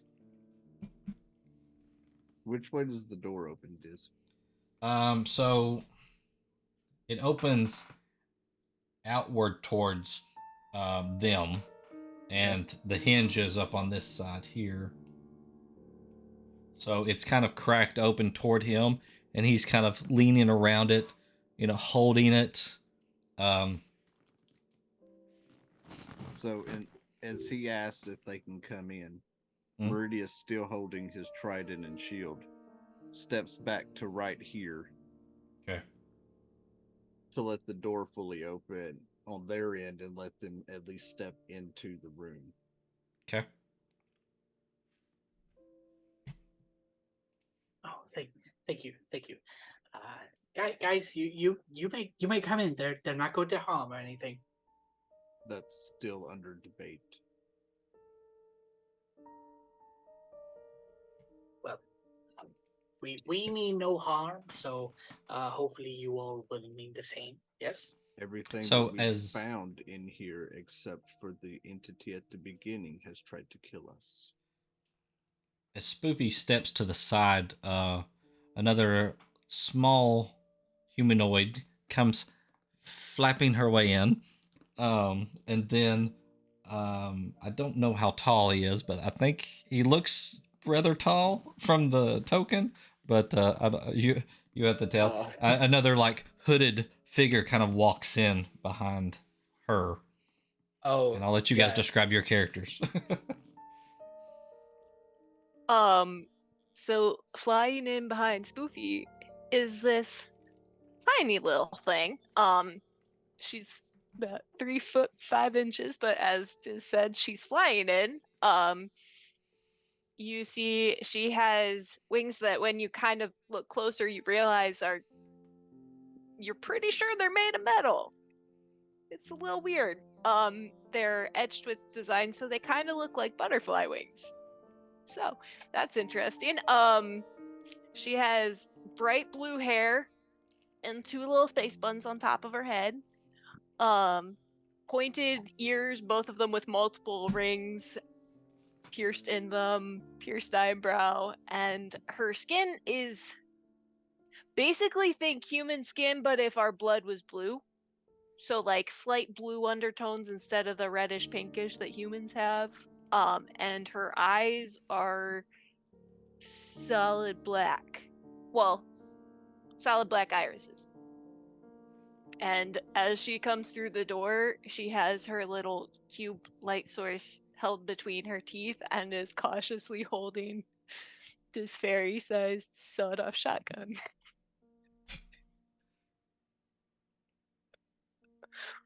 Oh, and she has goggles up on her head too. She looks very concerned though. All right, Judgy.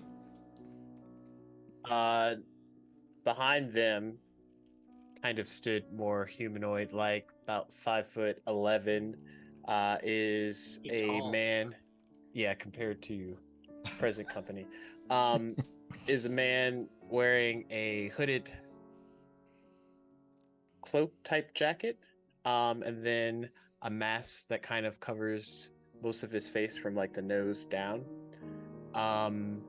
You can see his eyes; they're black with like white kind of almost slits, but not really for the pupils.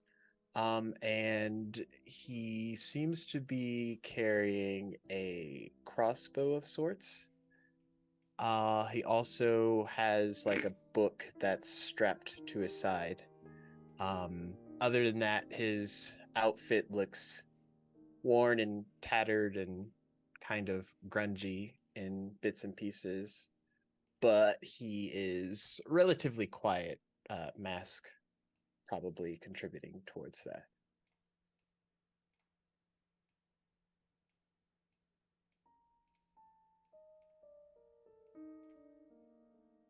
All right. As you guys see them come in here,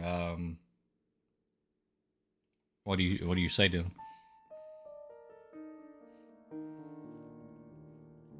Hello. Hello. Trix is looking at Mordecai and her eyes get real big for a second. Like, oh. I didn't. I'm Don't so. be don't be rude. Don't be rude. Say hello. And she's still holding her light source in her mouth. She's like, hi. Do you want me to? I can help you with that. Would you like something to light your way other than the cube in your mouth? You don't? Because I can make it where it will be brighter. Like I can, whatever is in your hand, I can make it glow. You don't want it, you're not interested. Okay. That's weird, but whatever. I respect your decision. Elril looks back at Mordecai and just kind of holds his sword up there like she really doesn't need it right now. It's You okay. It's never know. okay. He was just trying. He was just trying to be friendly, Tricks. It's okay. By the way, Trix is okay. Your what did you say your name was? Spooky? Spoopy. Spoopy with an F. Spoofy. Yes. Okay, Spoofy. Trix. You can just okay, yeah, that's fine. I understand you have thing in your mouth. That's fine. And you, sir. What was your name? I'm sorry, I did not catch it. I apologize. I don't believe I have given it, but it is That is why I did not catch it. Talver. Calver. Oh, that is quite a name. My name is Mordecai. Well, hello. Hello. I am an adventurer now, formerly janitor. The adventuring is nice, but it's a little scary down here. Watch out! A little bit ago, we got attacked by this huge thing, and before that, we were attacked by a door. So I don't know if you fared any better, but it's been quite a day. Attacked by a door? Did you not see it? Did you walk into it? We went to use it. the door the way that you'd use a door. Did you But open then the it, door went and it started attacking us. And then but you couldn't touch it. It was sticky. So like if you touched the door, you would just stick to the door forever and it would like eat you. So we couldn't do that. But we finally killed it. And then we got down the hallway and then there was this big like thing of jello that attacked us, and it was very scary. But Meridius and El Rio there walked right into it. Like they were just like, I don't give a fuck about anything. I'm walking through this thing, and then I had to pull a lever, and then I pulled the lever, and I was like, yes, I'm strong like bull. But then I let go of the lever so I could attack it, and then I tried to pull the lever again, and I couldn't. But then Keltash helped me pull the lever down again, and then Meridius pulled the lever, and El Rio pulled the lever, and then the jello was just sucked into the floor. As soon as he says Meridius' name the first time, if he's actually paying attention, he sees him getting stared at by Meridius to the point of shut your damn mouth, but don't say anything. I was about to say the same thing. As soon as he said Elril's name, Elril would have turned and you would have seen, because he has that hood covering his face for the most part. You would have just seen the glowing eyes peering at you. These are my friends. This is Meridius. He's Grumpy Pants. This is Do you El not Real. remember what I told you? About what? About giving out information freely. So you're not grumpy? I mean, they don't look like they're going to kill us. Neither did because the druids. They would have done there. I'm just if they were going to kill you, they would have done it when you opened the door. They had it to do. And then that's El Real. He is apparently Grumpy Pants number 2. Also, it's a little bit okay because he died, but he says he didn't die, so he's still grumpy about that. So he's okay. El Real turns back to Talver. Yeah. Who I assume is like right in front of him. He goes, Mordecai has a habit of speaking too much. I'm just trying to be friendly. And I'm pretty sure half of it is made up. No, I did not lie about anything. Rix is gonna let go of the gun with one hand, take the cube out of her mouth, and stick it in her pocket, and then there's just gonna keep holding the gun. So the three of you, Okay. Yeah, Tim, we already fought the door and the cube. You guys have been through there. You just finished this hallway a little while before they got locked in there and did it. So I know. By the way, Meridius, as you're kind of going back into more of or more relaxed stance, I would say. Maybe not as defensive at the The moment. trident's still in hand, but it's vertical on the floor. So I'm You holding it notice more like this, and the shield uh, is kind of relaxed. you notice something is attached kind of to the like hanging off the side of your shield a little bit, just on the back side of it. It's like looks like paper or something. I'll relax the trident on my shoulder, like lean it back Okay. to my shoulder, and grab it. Okay. As you grab it, it has a very like leathery type of feel to it. And as you kind of turn it over, um, you recognize that this is the face of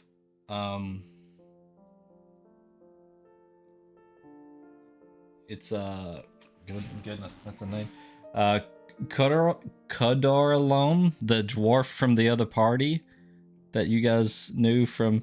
It's Okay. his face kind of stretched out and was kind of been peeled off of its body, and so you kind of get the idea that maybe those body parts floating in the gelatinous cube might have been him. So he turns and looks at Mordecai and says, I'm sorry for your loss.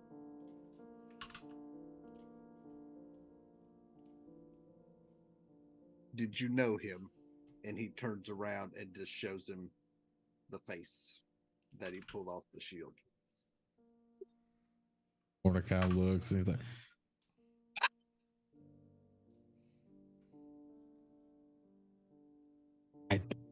I did know him. He would come into the guild. Clearly, What? he did not make it. I believe that is a fair assessment. Yes, he is. Kadarlum. Yeah. Too many consonants or something. That's a name right there. I need 3 more consonants and a vowel, sir. You have RSTLNE. That's Mr. Mithril Pike.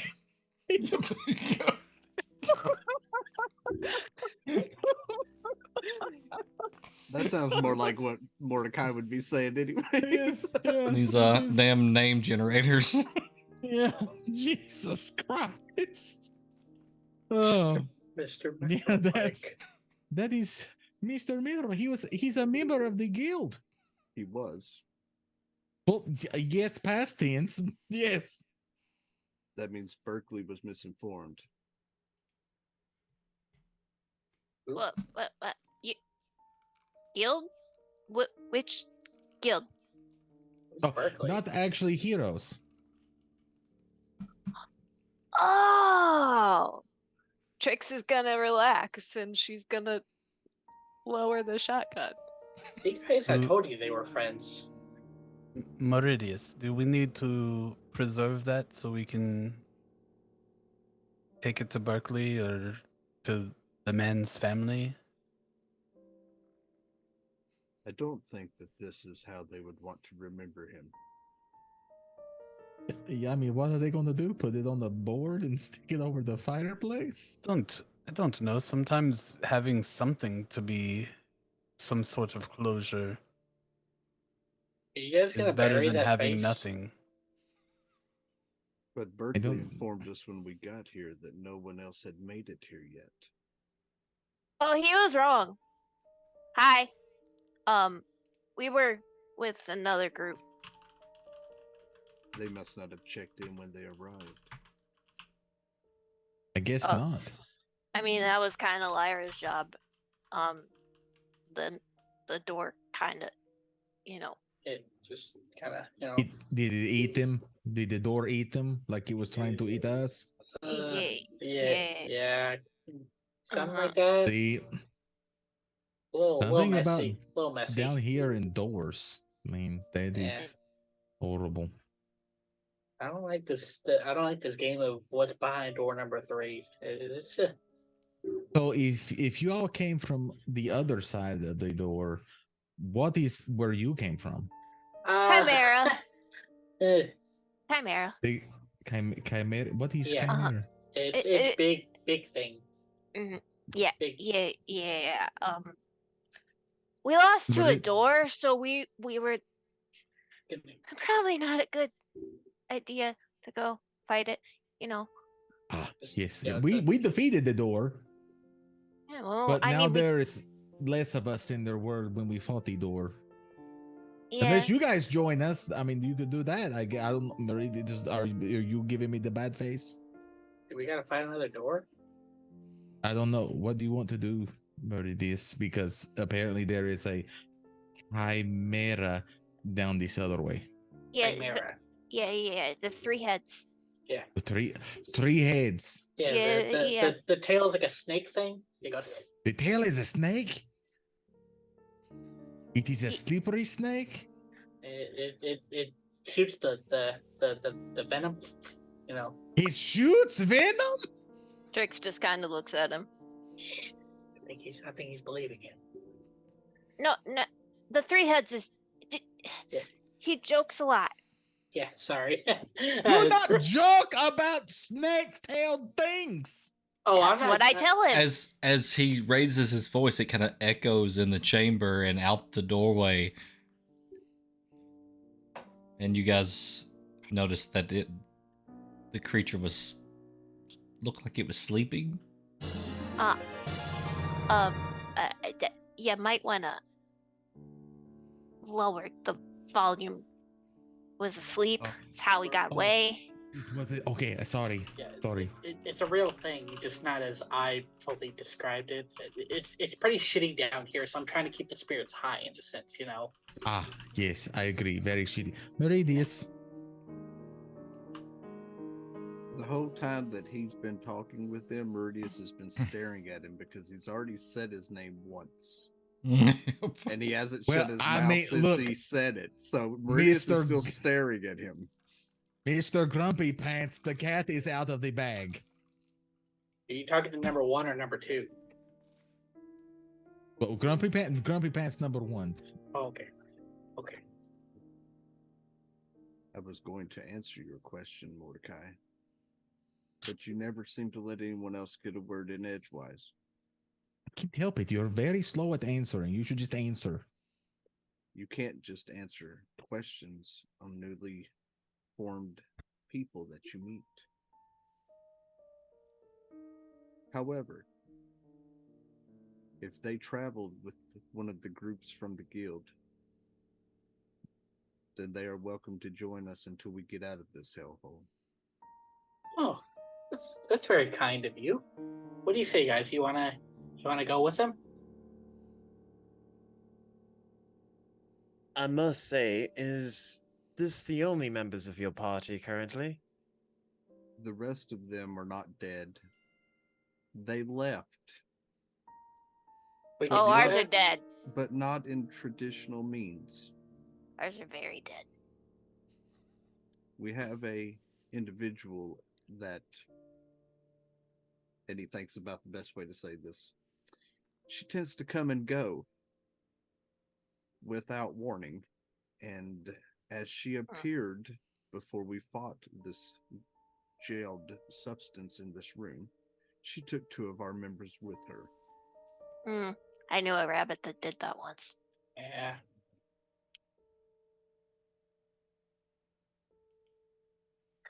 So like, we have not, unfortunately, like you, lost anyone to death. They just are no longer with us in this endeavor. Yeah, I'm decent in a fight. I'm still new to this, I guess you could call it adventuring thing. I owned an apothecary before this, so I sure I got out, but it was more for scavenging and stuff. But I'll try not to slow you guys down if you don't mind having me along. And I'm not attempting to say what I'm about to say. This is Buck out of character to get anyone to act. However, the three of you noticed that out of the four of us standing here, my armor is half shredded and there's corrosion on my arms, and I look like I've been through a hell of a fighting back while everyone else looks pretty okay. Yeah. Because that red dot on my thing still means I'm under half. Just letting Did El you? Real know that when did I you- added that 6, I'm still under half. Okay.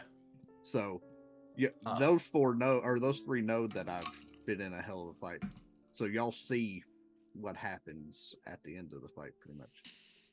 So he looks at y'all and says, as I said, you're welcome to accompany us the rest of the way for this task that we were all set to.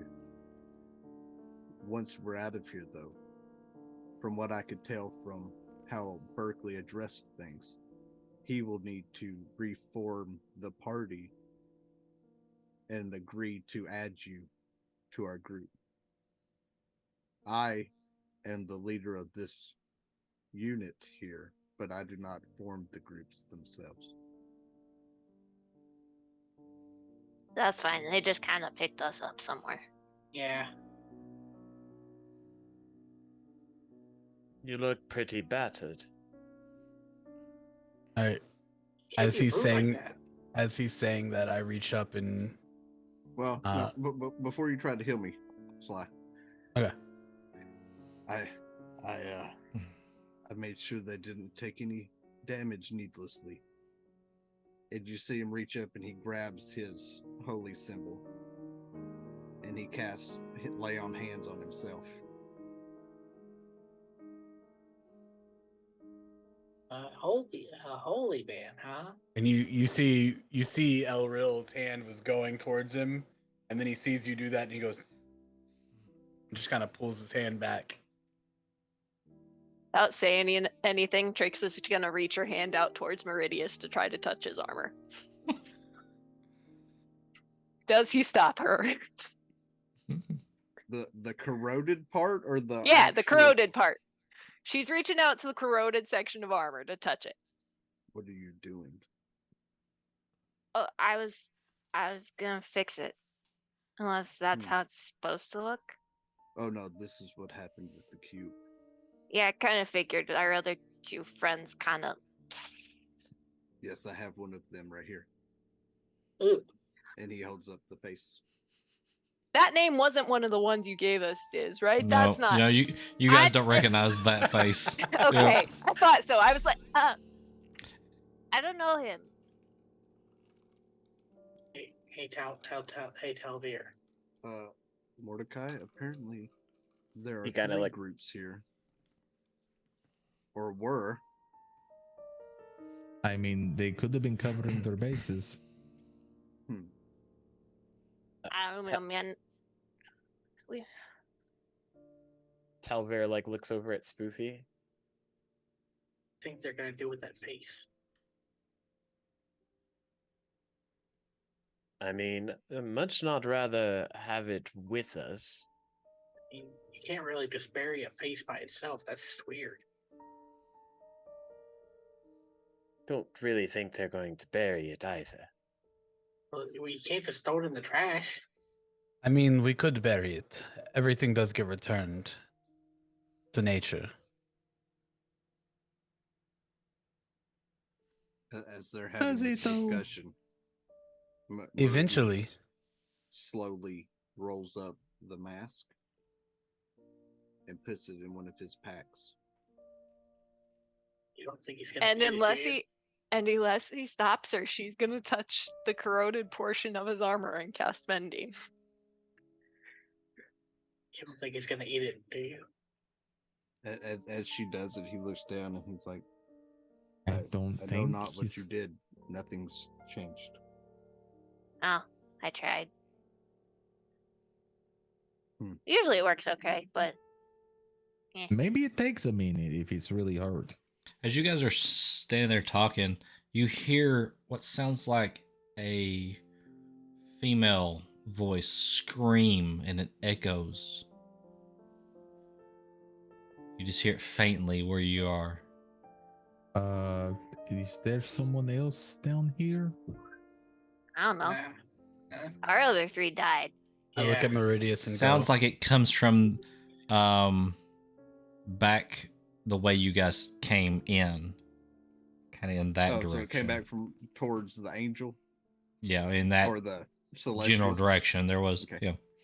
So as she's There as was a he's talking fork about the there, so you're arbor, not sure, but and we hear the scream, Meridius turns and looks back the way they came. And then he starts to head that direction in more of than just a normal walk. it's when I need those jump scare effects that you had. The scream. Dude, if you did that, I would potentially pee my pants right now. Don't do that. I'll remember that for the next one. So Please don't. Toril will turn and Yeah. start booking it with Meridius. Talver will look at Mordecai. You were Mordecai will look at the offering- 3 of them. You are offering ways to light the path. Oh yes, I can create a light if from an object. If you want to hand an object, I can make it emit light. Yes. He'll reach down and kind of usher out his crossbow. as you're You want it heading, on the go ahead. Good. you want it on the crossbow? I've never done that before, but that would work. Then I cast light on his crossbow. Okay. Begins to radiate. What is the range on that? Bright light in a 20-foot radius, dim light for an additional 20 feet. 20, and you said 10? 20, another 20. Bright for 20. 20, dim for another 20, yeah. And it lasts for 1 hour. So we've got 2 glowing weapons. Nice. All right, so I would say Bless is probably faded, right? It only lasts for... Yeah, it's like a minute. Yeah. So we'll take those off. What did you have under concentration? Expeditious retreat that lasts 10 minutes. 10 minutes. So And it's if mine probably still hasn't faded, I going. should still be moving. Yep, you're going. So I'm moving. Like I'm not So even slowing down. as you're running through there, you notice that there's all kinds of like debris left on the ground where the ooze kind of seeped through the floor. All kinds of just objects and things laying on the ground.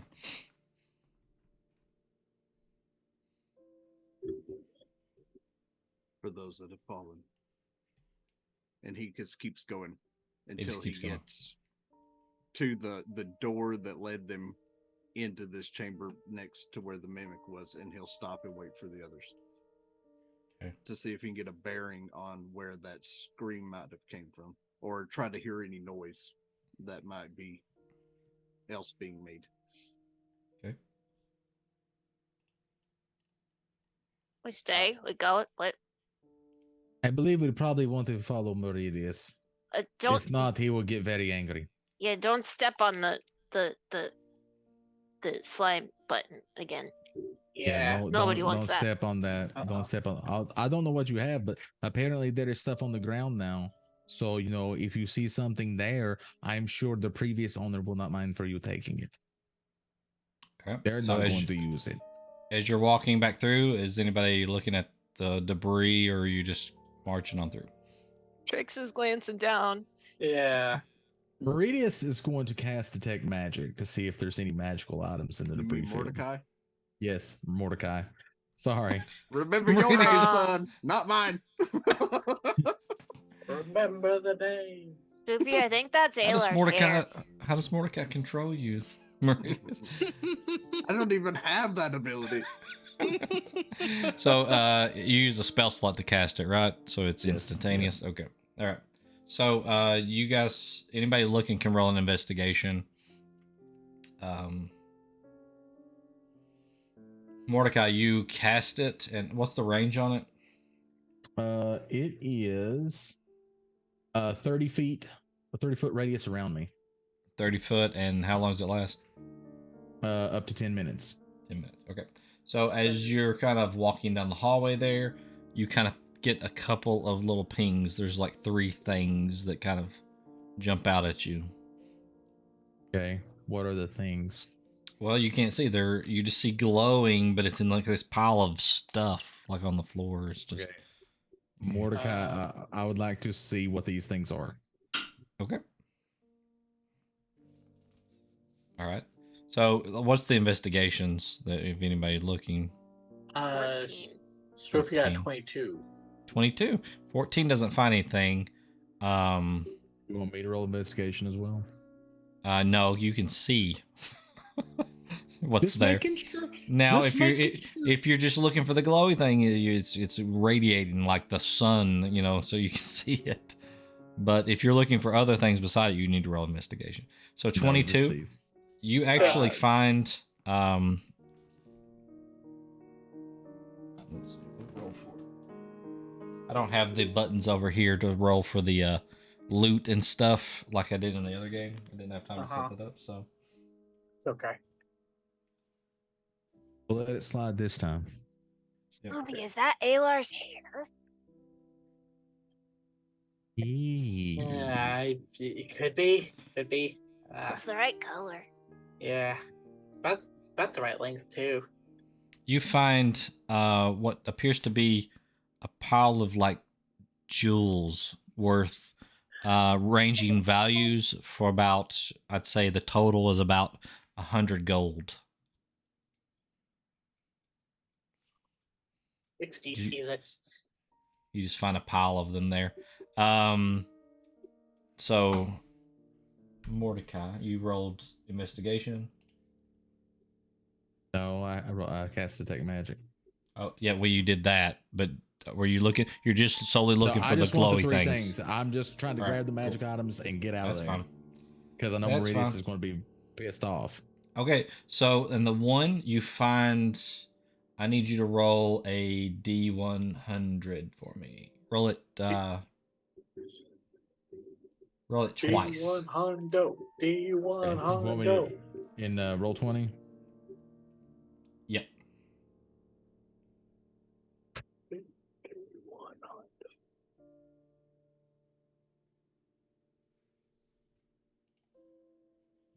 So you rolled a 34 and a 15. Yeah. Hopefully, roll 20 does not screw me like it always does. As is tradition. Yeah, as is tradition. You get Welcome a back. magical jar of jam. It is always filled with jam. That'd be pretty dope, though. It's jam. If you find an endless loaf of bread, you're good. That's true. I got jam. You're set for life. You can open your own jam sandwich stall. Dude, you'd be rich because you'd never run out of supplies. Never run out of jam. Yeah. If I can find infinite bread, we're all Yeah. right. Infinite bread. And cookies. I know, right? Now, if I could only find infinite jam, infinite Okay, bread, and infinite so butter. you find a whip. Whip it, baby. Okay, Are and you then sure you this find is an a android? you find a Whip it cloak right. in another Whip it, pile. whip. Work on that. I found a whip and a what? Cloak. A cloak. Cloak. Okay. A whip and a cloak. And a fedora. Do I get to be Indiana Jones with a cloak? And a bag. Ooh, and a bag. Ooh. It's a bag. Dan's like, yes. A whip and a cloak and a bag. Okay, I will learn about these later. Okay. Okay. All right. So I'll put the bag on my hip, and then I will take the whip and the cloak, and I will put it in the bag. All right. Trix is gonna be flying level with somebody who's holding a light source. You put them into the bag. You said No, I put them in my bag. In your bag. Gotcha. Okay. Okay. Yes, the bag I found I put on my waist, but the other stuff I put in my bag because I don't know Gotcha. what that bag does yet. Okay. As you guys are transitioning back to the other hallways, do you want to take a quick break or anything, or are everybody good? Okay. Yes. Quick break, and then we'll be right back to continue our track to the dungeon. So let's see if the break screen works here. Is the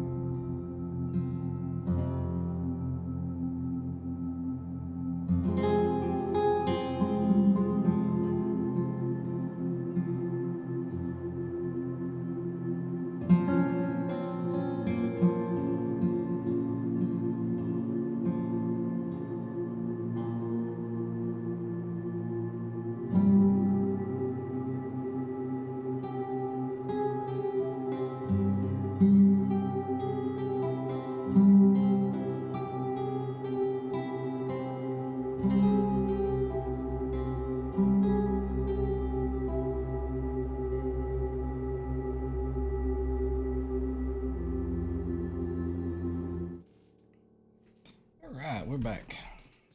So let's group everybody up here, maybe.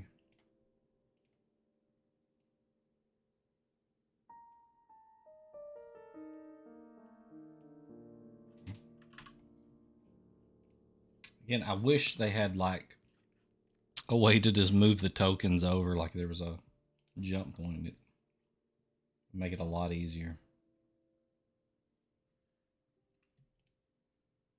Too easy if you ask me.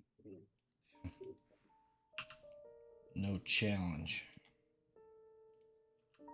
Technology that in working for Forge. us? Never. That's how you start an uprising. Let's drop everybody back in again.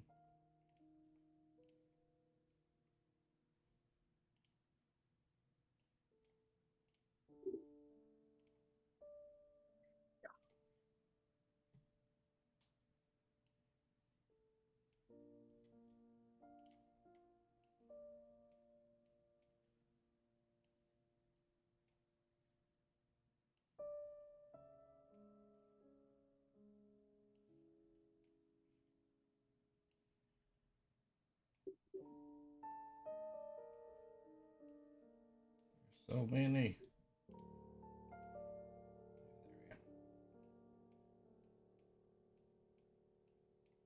I only see my icon. Into the void. Head towards the light, Carol Ann. Oh my There gosh. is no light. Yeah, let me copy him off the other one.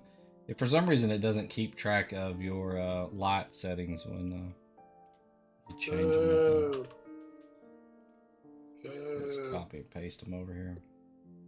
I'll just put you in that room. Uh,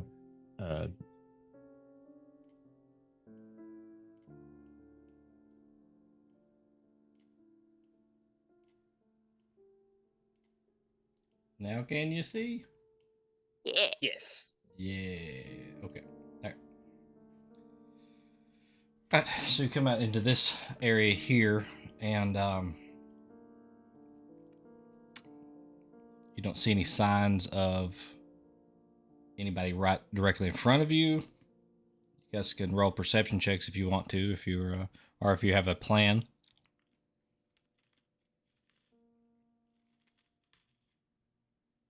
Well, the initial plan was to get here as fast as possible and then try to see if I could hear any commotion or anything All right. down Roll a corridor perception. from up ahead. That Rolled a is 15. 18 for 18. Meridius. Okay. So you rolled a 15, Elreal? Yeah. Okay, 18. Anybody else rolling or just those two?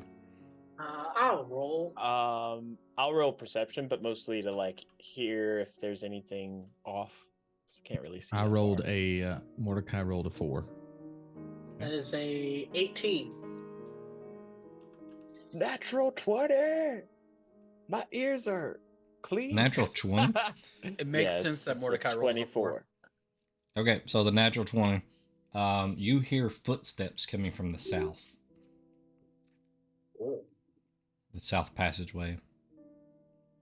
I'll kind of whisper, call out. I do believe there's some footsteps coming southwise, whichever way south is from.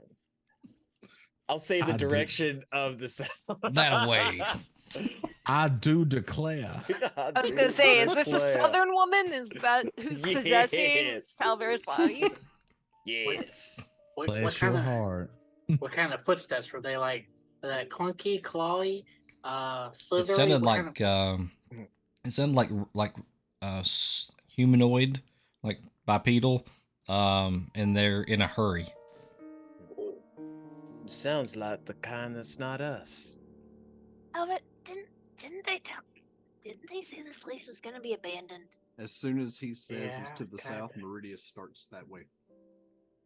Okay. And Elreal gives face.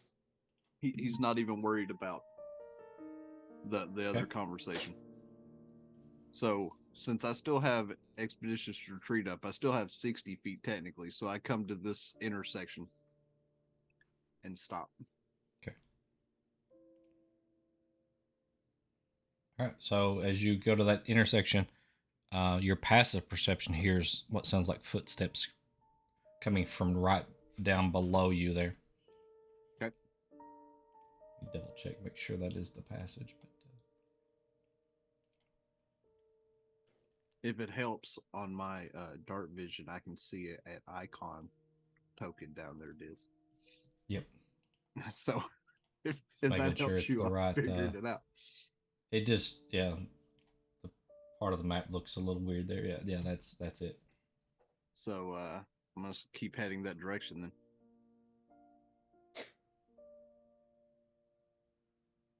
And with 30, I can get to right here on the corner. Right. Okay. So Or before we you get can to the stop corner, right there, you either way. see a female run around the corner, wearing like this white flowing like dress. It's very dirty, dirt and what looks like maybe blood on it.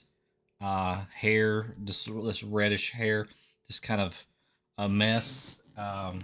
And you recognize it as Maisie from the other group of adventurers. As he sees her, he stops and thinks for a second. Maisie, is that you? Meridius? Thank goodness I found you. I got separated. What happened to the others? We decided to split up to search, and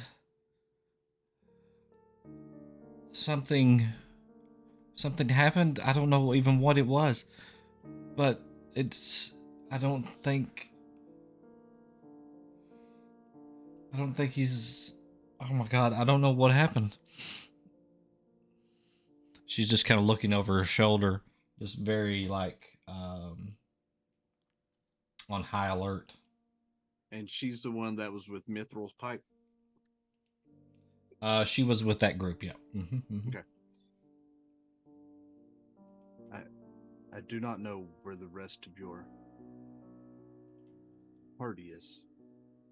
However, the dwarf did not make it.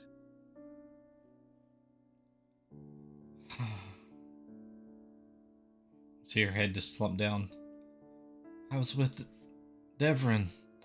And you remember Devrin is the a half-orc barbarian. Something, I don't know what it is. There's a trap or something.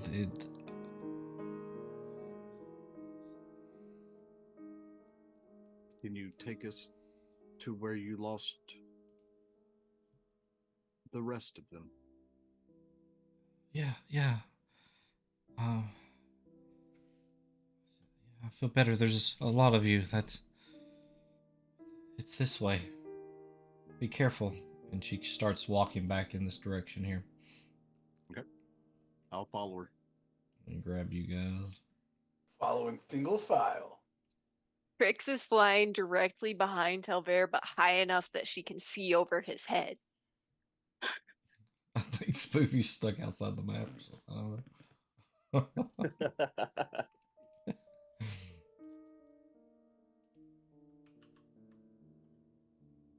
Let me make sure I get you guys onto the map. Alright.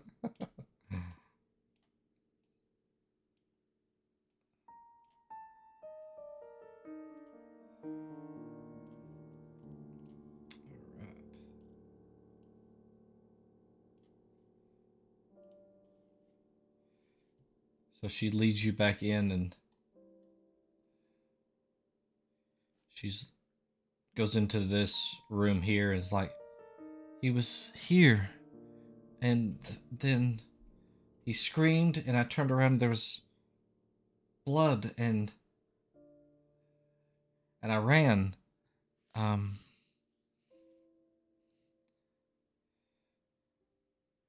Where was he standing? She points like just ahead here. So as you walk into the room, you guys in the front can roll a perception check there. I think there's like 4 of you up there in front.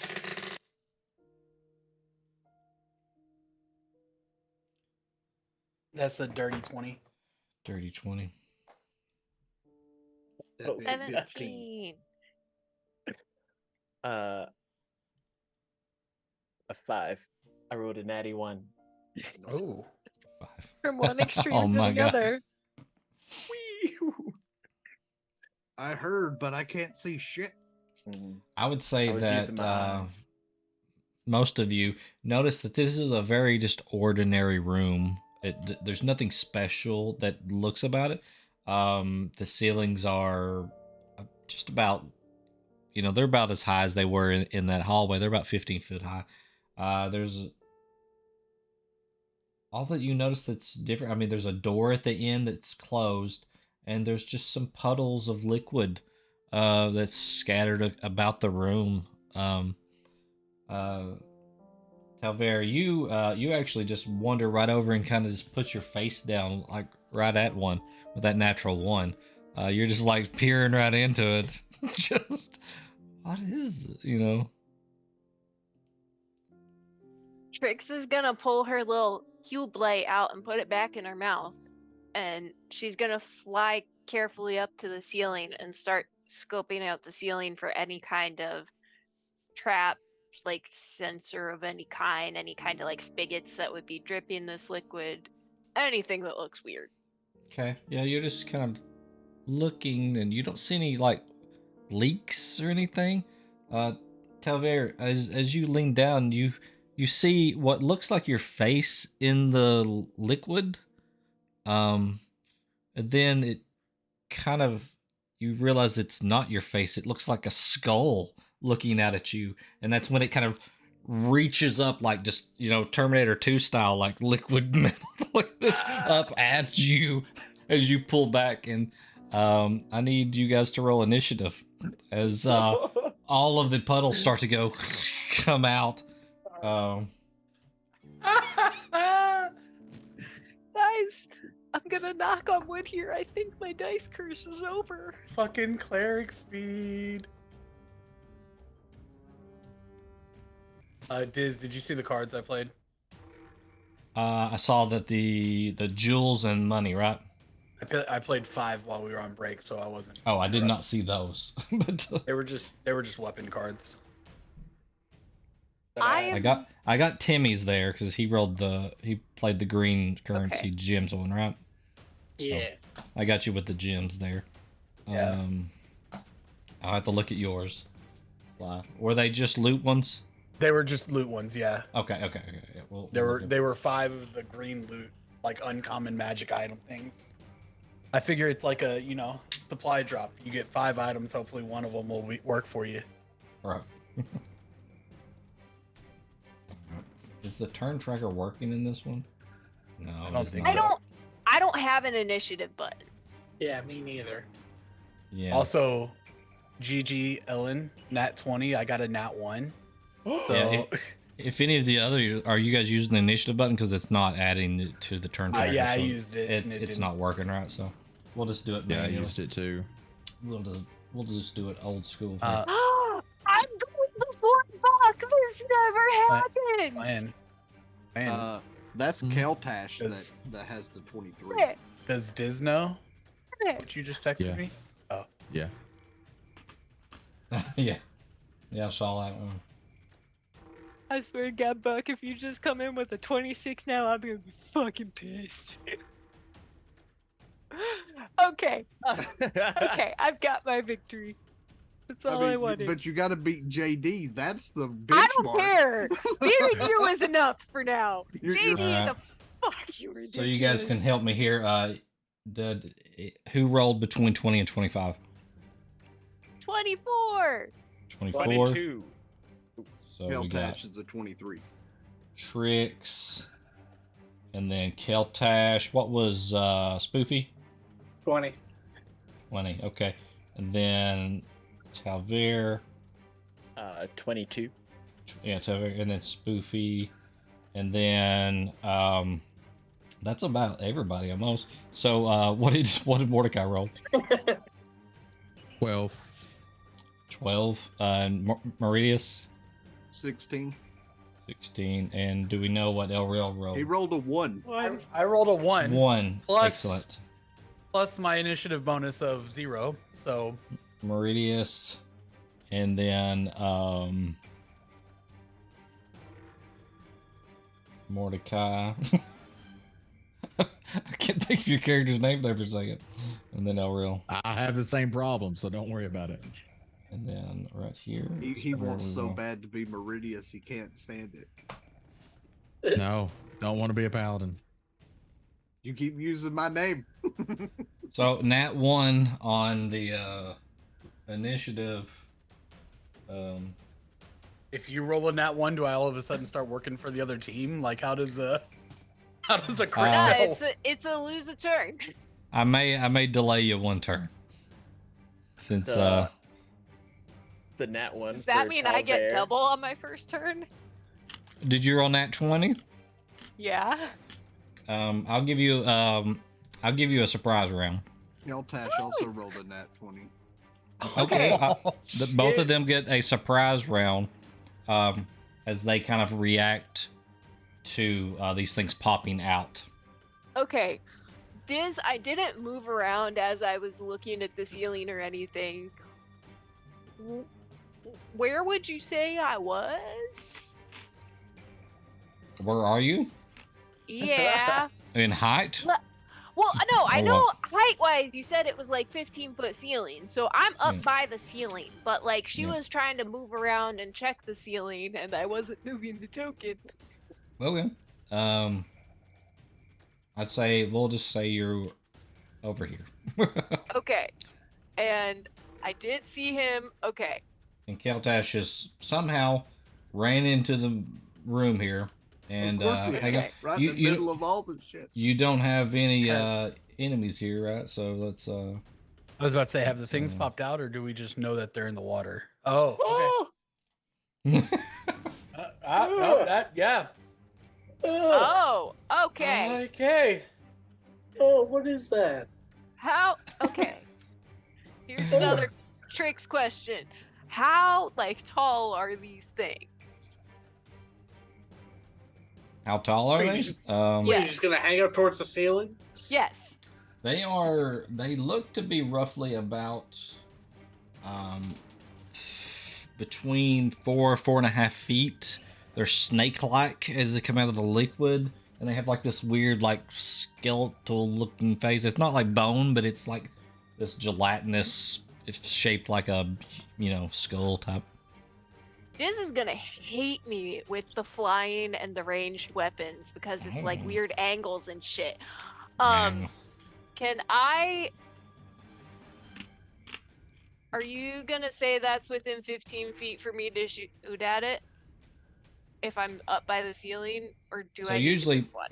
All I do is I just say I don't figure out the hypotenuse. Okay, we're not doing that. Yeah. Okay. No, that's fine. But we're gonna say 15 feet up, and then you've got ever how far away it is, So Okay, so I would need to.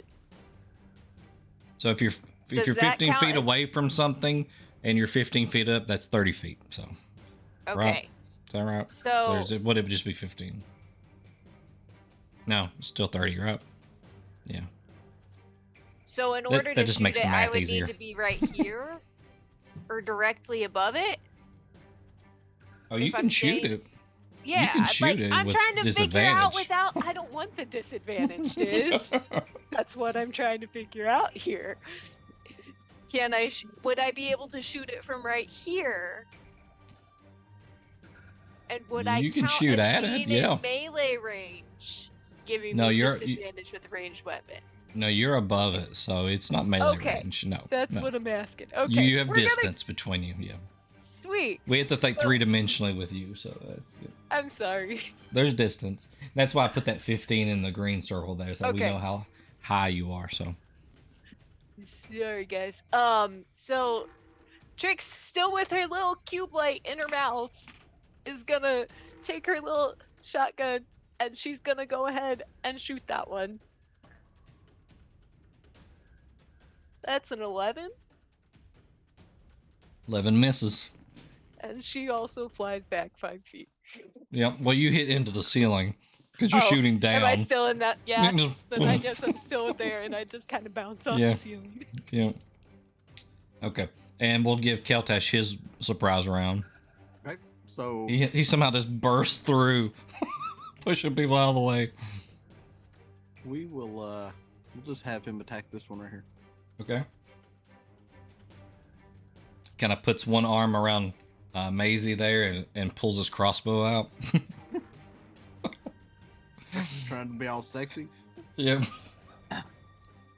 That is a 18. 18. That hits.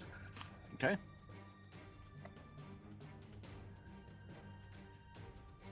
That is 7 points of piercing damage. Excellent.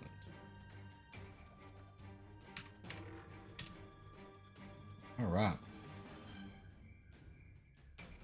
Okay, so that's the surprise round. Now, Trix, your actual turn. All right, she's gonna shoot again and get bounced Okay. off the ceiling again. That one's an 18. 18 hits, yeah. Yay! Okay, I need a D8 then. That's 13 damage. 13, nice.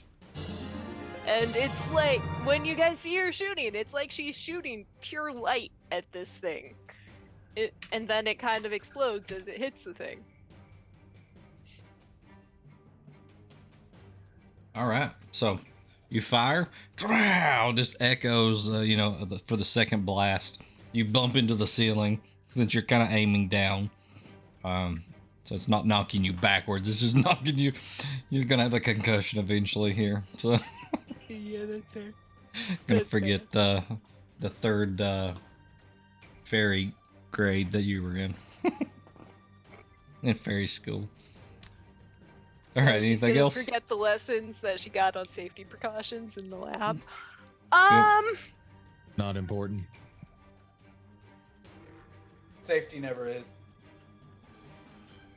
You know what? Bonus action. No. It has to be within 5 feet of her, so she. Would you let me create my Eldritch Cannon directly below me and have it fall to the floor?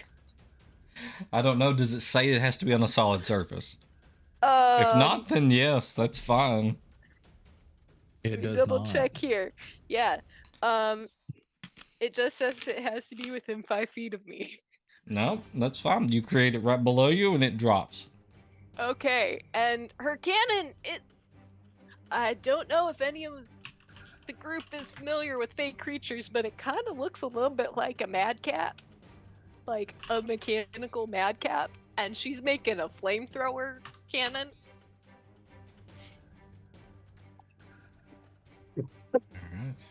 All right. I approve of this cannon. I know, right? It's so much fun.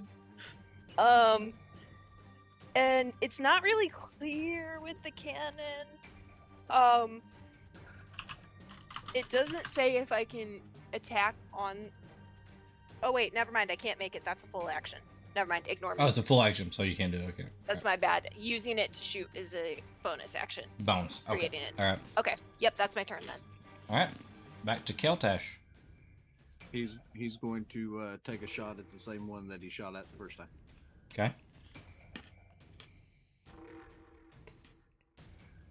Uh, 16. 16 hits. Okay. That is 9 points of damage. Ah.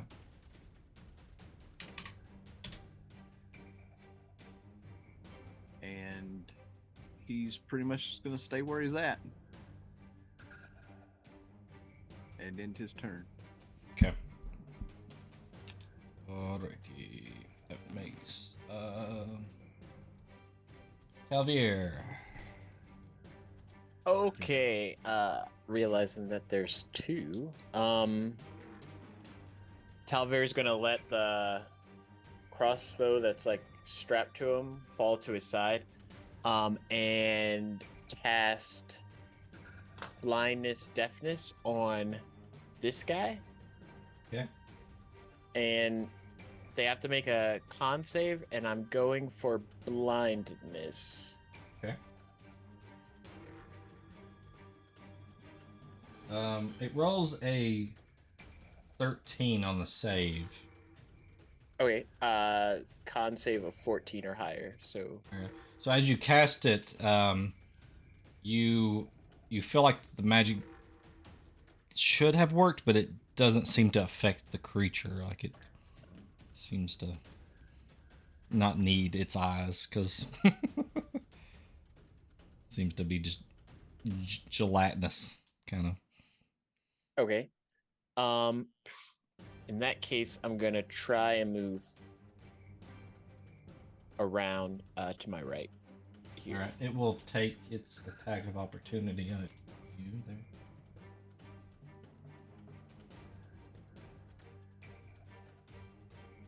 Ooh, that is a lot. That is a 24. Yeah, that hits. Okay.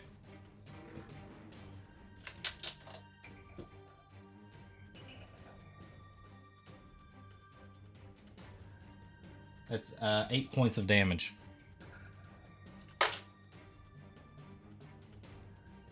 That is bludgeoning damage, by the way. So it kind of given just hits up against you. I'll do 5, 10, 15. I'll just move like here. And then in my turn. Okay. All right. What kind of build does Talver have? Is he like a big stocky dude? Look like he's gonna be able to take a hit? Is he super scrawny?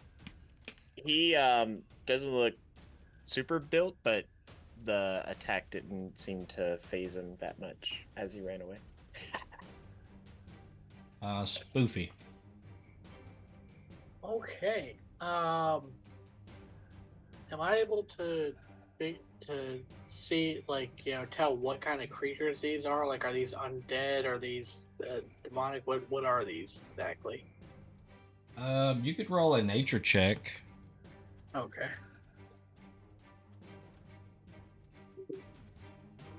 All right, so I'll say it'll probably consume your bonus action to do that, as you're just glancing at them and. That's fine. That's a dirty 20. Dirty 20. These look to be obviously. I mean, you must be up on your creatures. You must have did a lot of studying on these things because they look like slithering trackers, which are like ooze type creatures that kind of disguise themselves as puddles, and then pounce upon their prey to consume it. Gotcha. Okay. Would they fall under like the undead category or? No, they're more ooze based. Oh, okay. Yep. All right. So then I will use my movement over to this one over here, and I will try to stab at it with my rapier. All right. That is a 18 to hit. You have 18? advantage. And I would like to use sneak attack. Okay, well you have advantage, so roll again just to see if you get a natural Okay. 20. Okay. Sorry, I'll shut up. You're fine. He doesn't know. So that is a 13 plus 6. That's a 19. 19. Yeah. All right, yeah. So you hit, and you're using sneak attack. Yes. So it's 1d6. So that's 6. 6 total with the sneak attack. Well, that's just a sneak attack by itself. So. Oh, okay. Well, you do your dagger attack Yeah. damage, and then you add the 6 to it. So the rapier damage is 8, so that would be 8 plus 6, so 14. 14. Okay. Okay, and that is going to be it for me. All right. We'll pause for a second. We just got a raid there. Want to shout Ooh. that out? Doesn't happen often over here on the Norcopian Network, so we appreciate it when it does. Mythos Mori. Raiders. Appreciate it. Oh my gosh, all these first-time chatters. We're right in the middle of combat, guys. They are fighting some ooze-like creatures. They're like snake-looking things with these skull-like heads on them. And yeah, thanks for the follows. And right dead in the middle of just the first round of combat here. So you guys are jumping in right on the beginning here. So all right. So let's see. And it is actually their turn now. So we're gonna. Oh dang! We're gonna swing at the players here a little bit. Characters. Can't they skip a turn though? Since we got raided, that gives us super cool raid bonuses. Now that would be fair. That sounds I fair. think it's completely fair, sir. I think Get the a Raiders raid. agree. The Raiders agree that it would be good to skip the enemy's turn this time. Tricks. This one over here in the corner. Thanks again for all those follows. Put a poll in chat. See what chat thinks. Yeah, well, if you'd like to, but I really think they'd like to see what these things can do. Oh, no, don't tell me they can climb walls. This one in the corner starts grants slithering up advantage. the wall and onto the ceiling, and it starts coming over here. Ew. And it makes an attack at Tricks on the ceiling. Oh no, chat's against this clan. Oh no! That is an I'm on the 18. side of NPCs. Can they get double turns? That's an 18. Rude chat. Rude. 18.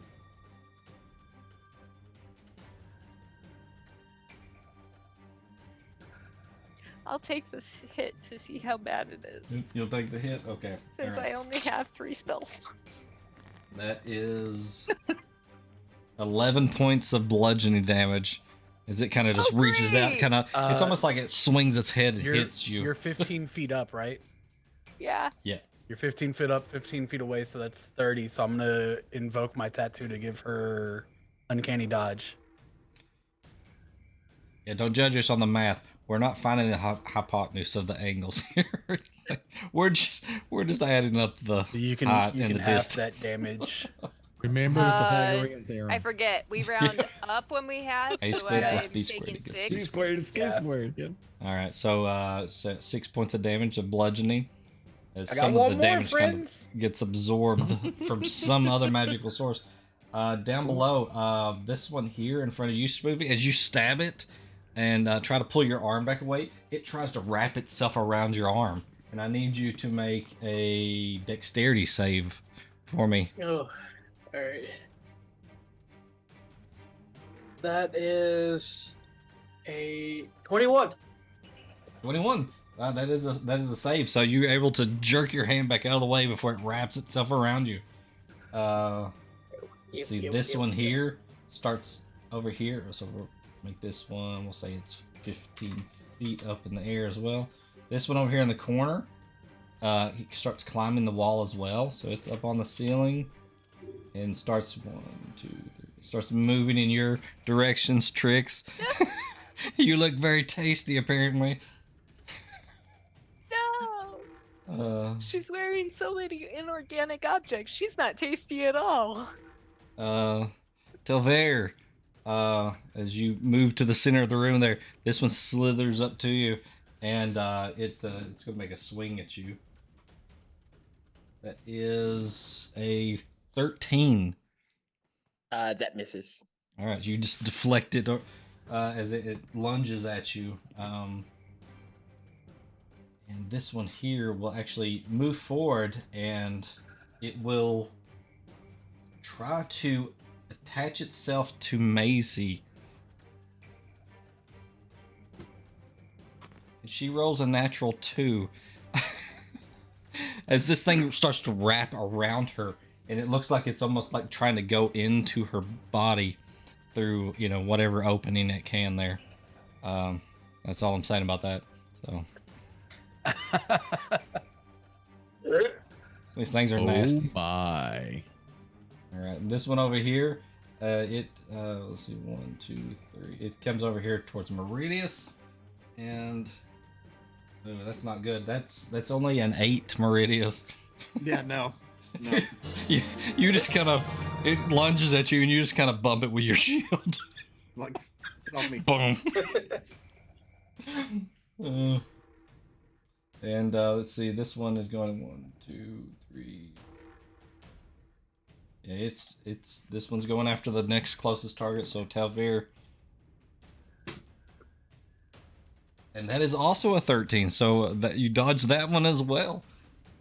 All right, so that is my turn, and we're gonna jump over to Meridius. Again, thanks for all those follows, guys. Appreciate it. With Very kind of trident you. in hand, and this thing just tried to attack me, I'm going to try to stab it right in its face, Nice. or what it would be considered its face.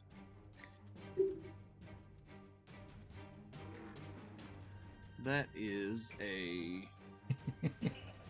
17. 17 hits. Yep. Okay.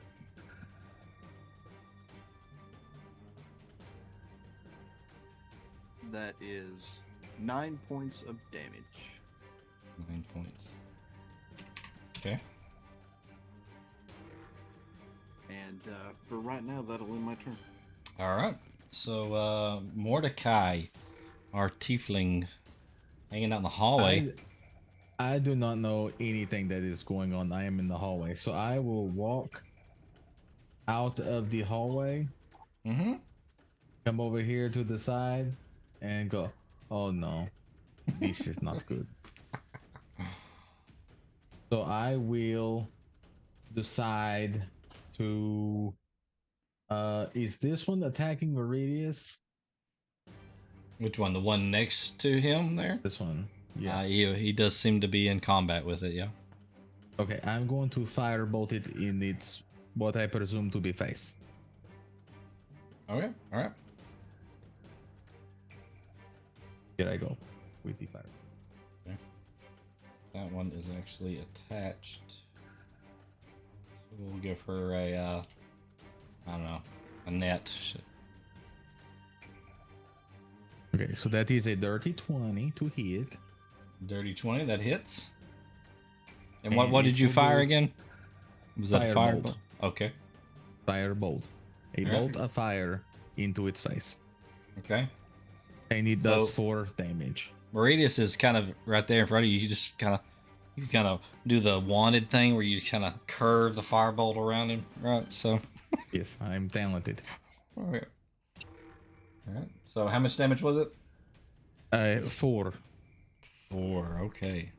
4 full damage. I know, everybody calm down. Oh, the sorcerer, the big damage dealer over here. All right, you see it hit, and it kind of hits and it sizzles a little bit, but you don't feel like it did a lot of damage. I know, I rolled a 4. I know. I know a lot of damage. I know it is. Okay, so with that, I will do nothing else. That is my turn. All right, so we have Elril. We're gonna say you rolled a natural 1 for your initiative, so you were just in complete surprise that all this ooze stuff that keeps seeping out of everything. So, round 2, Tricks. You've got one that's Okay. behind you on the ceiling. You got one coming at you in front of you. You got one below you. Do I get my reaction back for passing my turn? Yes. Okay. Yep. So the one closest to her, this one's the one on the ceiling, right? It's not doing the thing. This one's on Well, the ceiling. that and one's on the this one ceiling. is. Those That two. one's on- Okay. oh, yep. Okay. So she's gonna reach out to the one. She's gonna hold her shotgun in one hand close to her body because it's kind of heavy and she's weak. And she's gonna reach out and she's gonna touch that other one and she's gonna shock and grasp that fucker.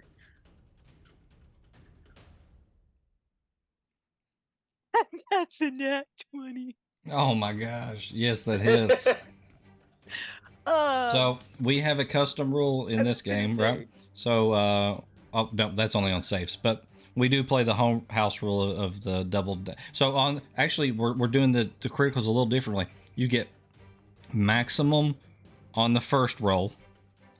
You just consider it max, and then you roll the damage a second time as a random number. So the roll was also an 8, so that's There 16 you go. damage. 16. Nice. So she's reaching out and she's zapping that fucker. How complicated do I want to be? It can't take a reaction for the rest of its turn. Right. So I'm gonna go ahead. We're gonna GTFO. move. Yeah, we're moving. We're moving. She's flying all the way over there. All right. She's staying the 15 feet up. But yeah, she's Flies like, over oh everybody's head." hell no. Yeah, because it's a 15-foot ceiling, then she is small. And that's her turn. All right. It's Keltash.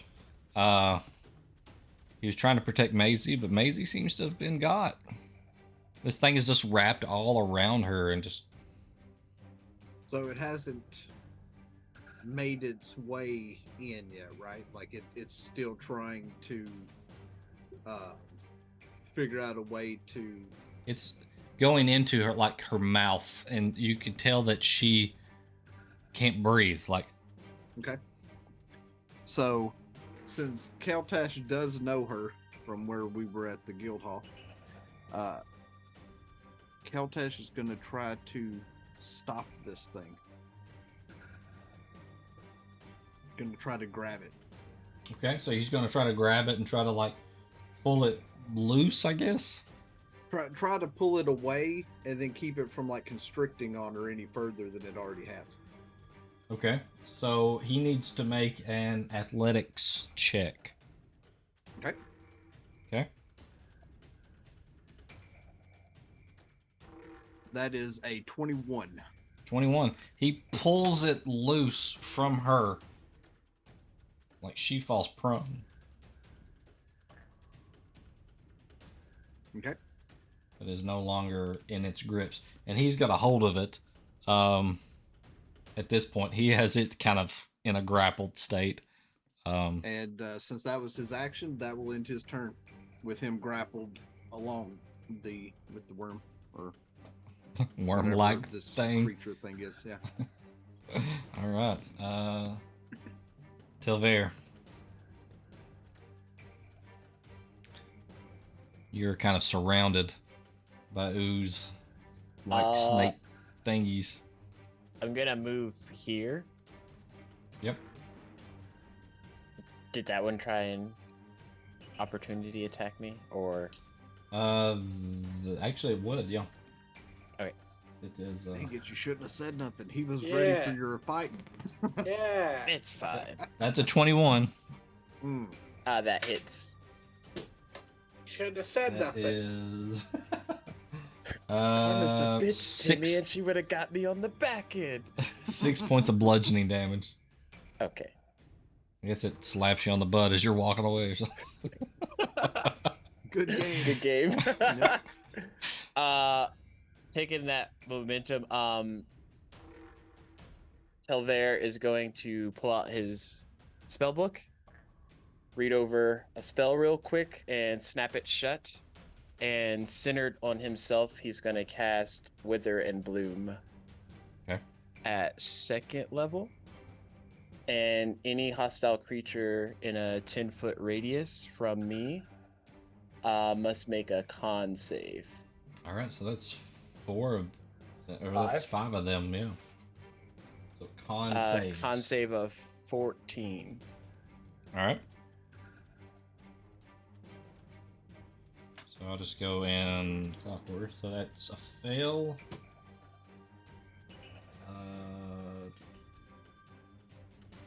That's a fail.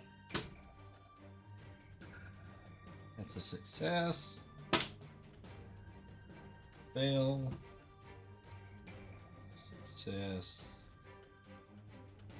3 fails, 2 successes. Okay. So The- fail, success, fail, success. Okay. The fails are going to take full necrotic, Right. and then the others will take half. Okay. It's 9 or 5. Yeah. 5. Oh, we round up. Okay. And then I can also use one of my hit dice plus my intelligence modifier or spellcasting modifier to recover 1d6 plus 4 because I'm a wizard hit points,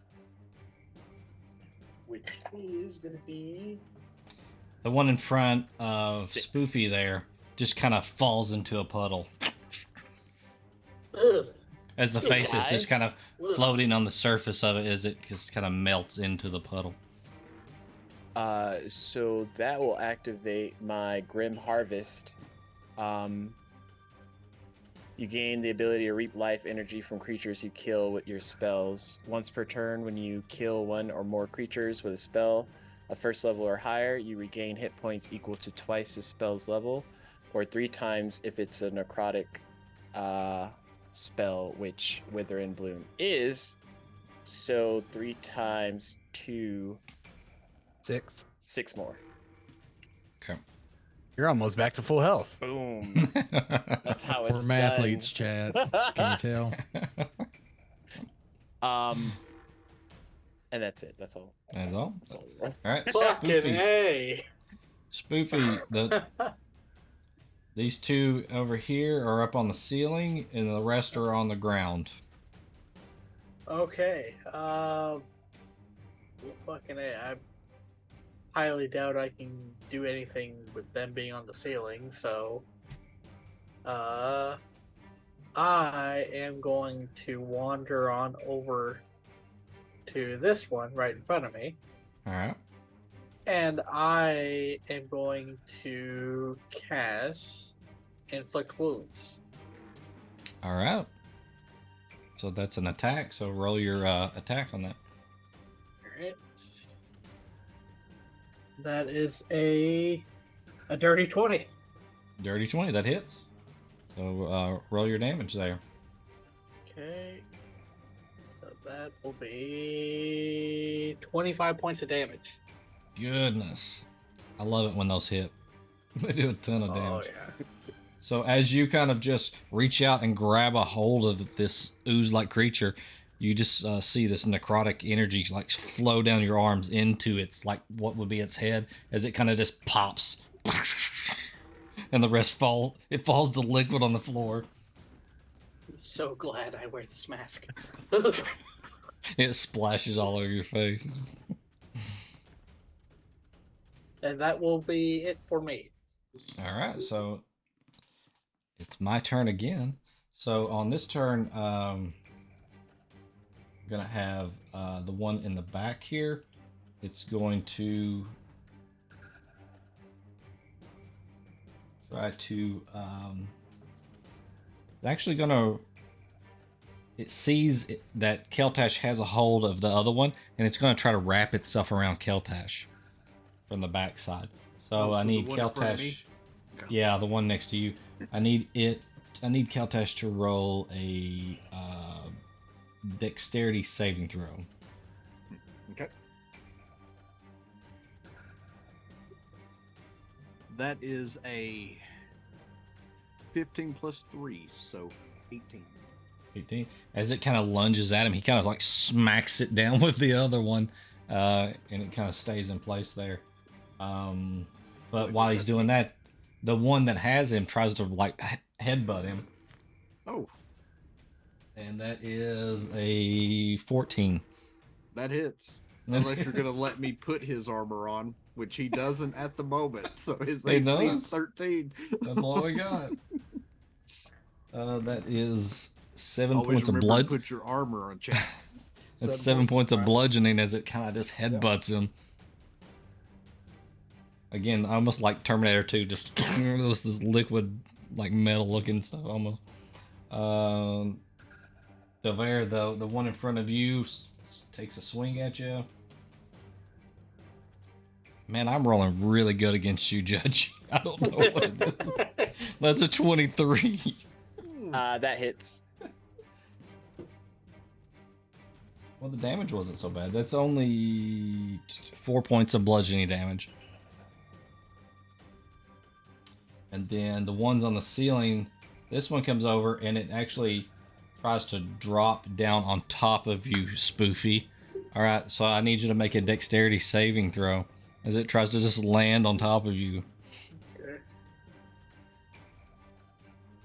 That is a 15. 15, yeah. You just nimbly jump out of the way as it hits the floor. And I guess it takes some fall damage, right? Because that's Yeah, that's pretty high up. So. What is fall damage again? It's a D6 per 10? Every 10 feet. Yeah. Right. So it takes 1 point of damage. Ugh. I mean, it's a liquid state. You know, it has a little cushion. It's true. Push up for the pushing. I mean, if you Right. want to push up on them, I guess that's. All right, this It's one comes fair. over here, and it just kind of it drops from the ceiling and tries to land on Mordecai. So I need you to make a dexterity saving throw, Mordecai.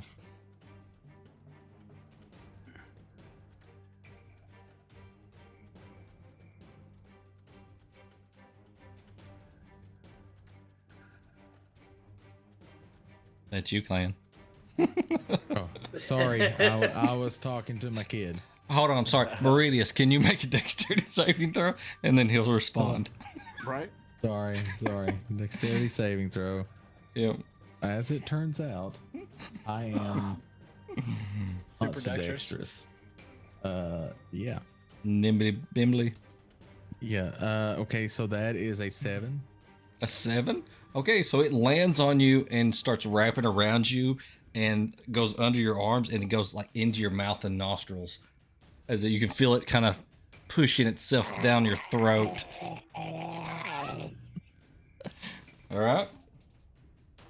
I don't like So any of let's this. see. I don't like any of it. Oh dear. All right, so that's where that is. So it, Meridius. Okay. So the one that's in combat with me goes after Keltash. And as he knocks it away, you hear Meridius go, "Your fight is with me." And he takes his trident and he goes to slam it into his head. But right before he does, since everybody's kind of fighting in front of him, except for Elril, Elril sees something happen to the trident, and he sees this force of like water form around the trident itself as Meridius calls forth his channel divinity, Fury of the Tides. And so I want to hit him in the face. All right.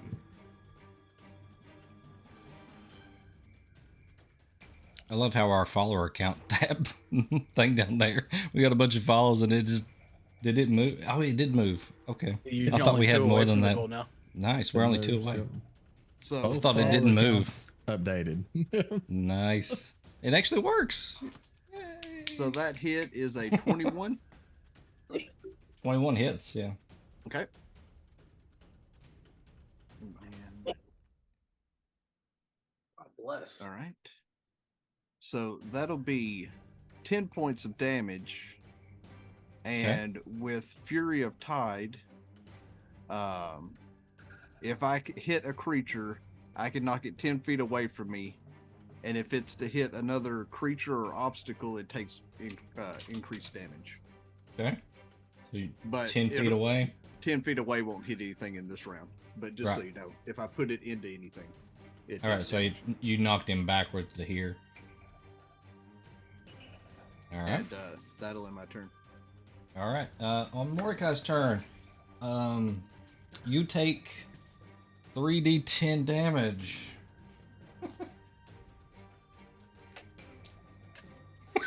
Excuse me, sir. Why do you keep on wanting to kill me?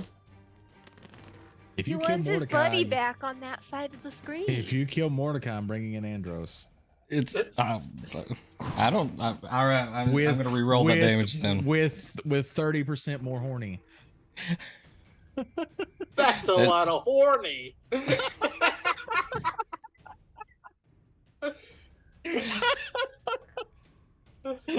That's 8 points of necrotic damage.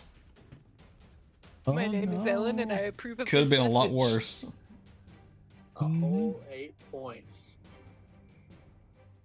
To be fair, that's like half of So his hit point total. You can roll another dexterity saving throw. Also, question. I mean, I will roll the dexterity. Oh, saving it's throw, but actually it's grapple. So you can either roll athletics or acrobatics to try to break it. question. Since this thing's wrapped around me, Yes. Oh, it's in you, buddy. can I Misty Step? Because Misty Step only affects me. I can't take anything with me. Could I Misty Step out of it? You On can my try. turn. You can try. What a conundrum, clan. Okay. So, do you want me to roll the dex? Because it's not my turn, right? Oh, it is my turn, but I guess I'd roll this at the start of my turn. Hold on. Let me check something real quick. All right. Take your time. Talk amongst yourselves. I'll give you a topic. Mordecai bamfing away and being all right. Discuss. I I mean, I support it. I do too. I'm on board. And I think chat supports it too. I don't Okay, know. Chat so- wanted us all to die earlier. I know, right?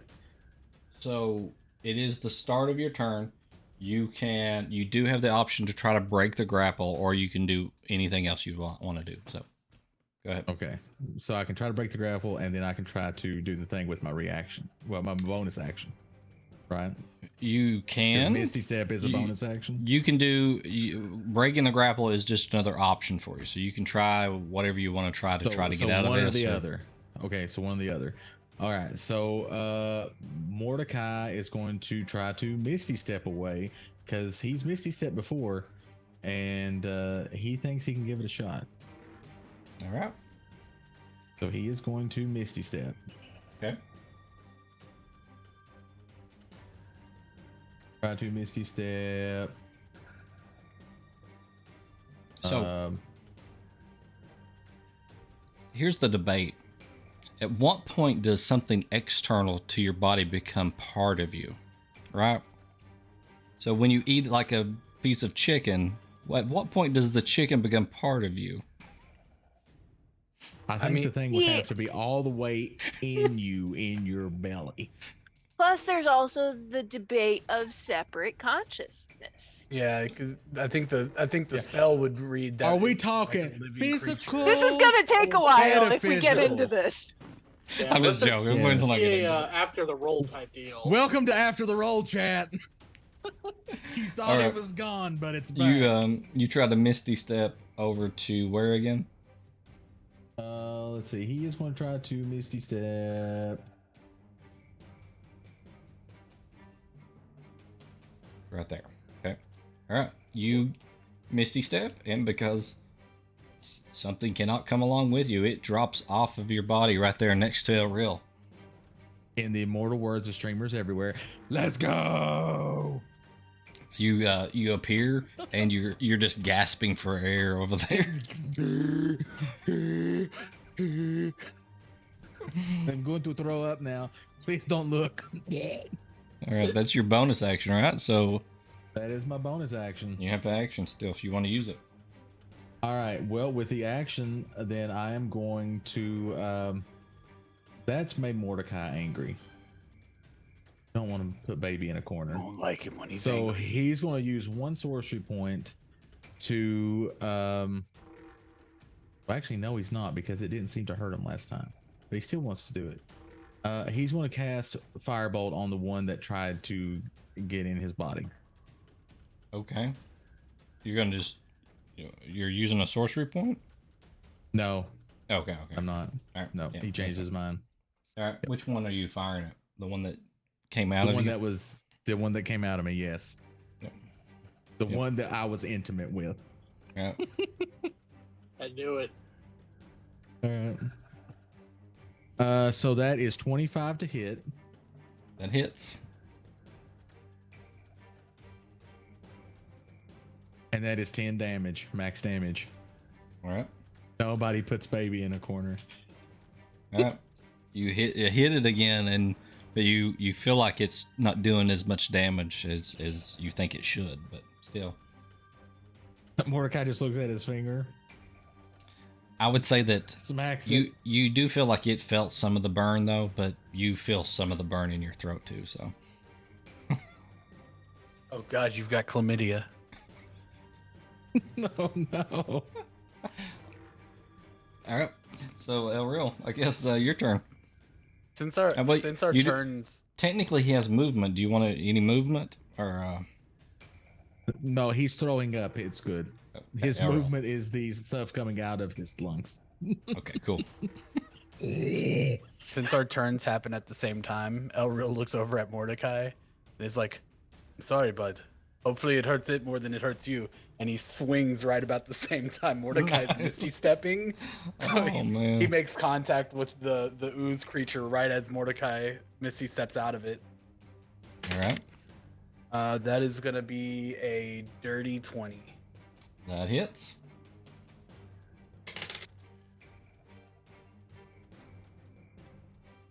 And the damage is gonna be 12 radiant.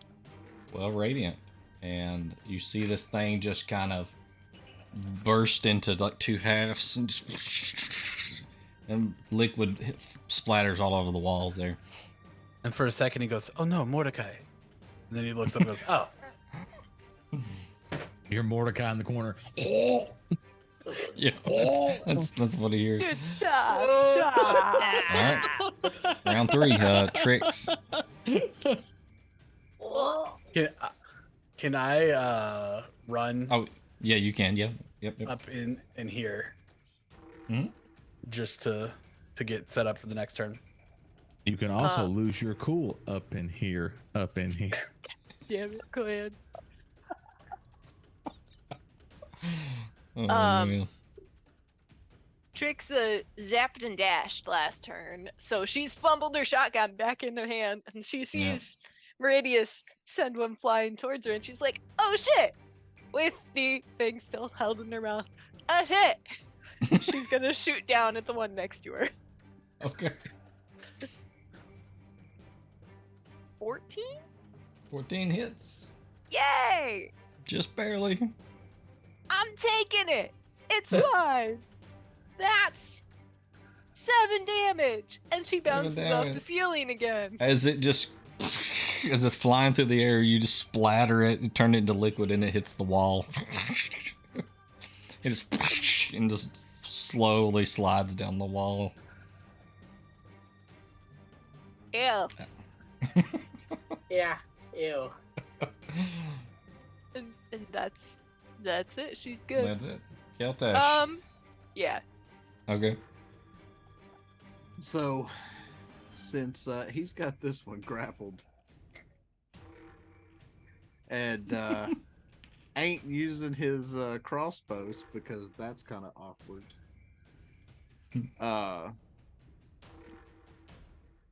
He's going to just punch this thing right in the mouth. All right. Go ahead. Oh, what the kisser. That is a 16 to hit. It hits.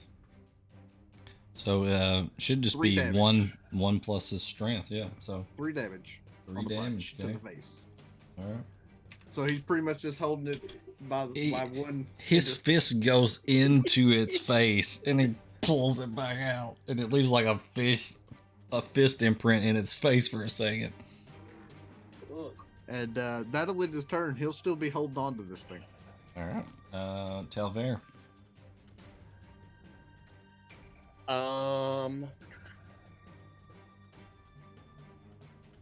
Telvair will take a page from Spoofy and reach out towards this one. Mhm. Oh, and cast inflict wounds at first level. Nice. Okay. Oh man. So it looks like DM, after check your 13? DM when you can. 13. To hit. That is a miss. Oh, I missed. Okay. looks like I I need always to take miss inflict with wounds. that. By the way. He's gonna move there.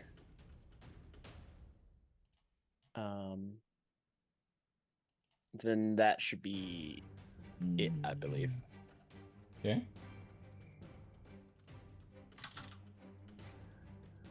Let's see. Do I have that? Do I have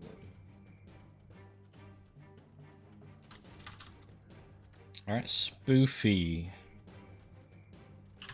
Alrighty.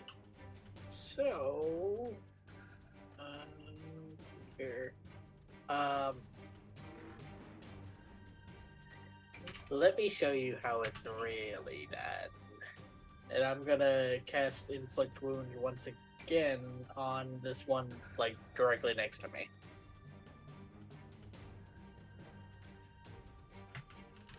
Okay. Alright, so that is a 16 to hit. 16 hits.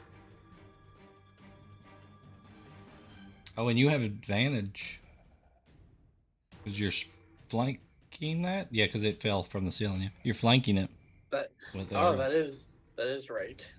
So you can roll just to see if you get a nat 20. Okay. No. No. So that is 20 points of damage. Okay. Big damage. That's a lot of Right. damage. And that's gonna be it for me. All right. So it is now their turn as the circumstances seem dire, and this one here starts trying to turn back into like a puddle and moving away. Can I opportunity attack it with like a dagger or something? Yeah, actually, you and Spoofy would have opportunity attacks if you want to take them. Yes. Has to be a melee attack unless you have like what is it, Warcaster? Wait, what? Dirty 20. Dirty 20. Yes, that hits. Unless you have the Warcaster feat, Timmy, you'd have to attack it with like your rapier. Okay, that's Yeah, fine. Yeah. So But you don't have to. It takes your reaction away to do it. But that is 23 to hit. 23 hits. 6 piercing. 6. Okay. 8. 8. Okay. And it makes it through your gauntlet there and slides under this door.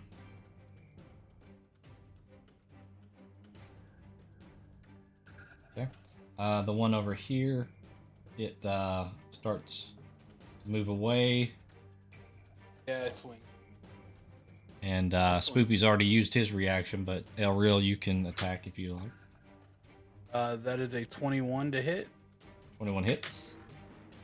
That is 9 radiant. 9 radiant. Okay. All right. It gets to the wall and turns to liquid and kind of just seeps through the crack in the wall there. The one over here is still kind of entangled with Keltash and will try to just wrap itself around it in a last-ditch attempt. So he needs to make a dexterity saving throw. Okay.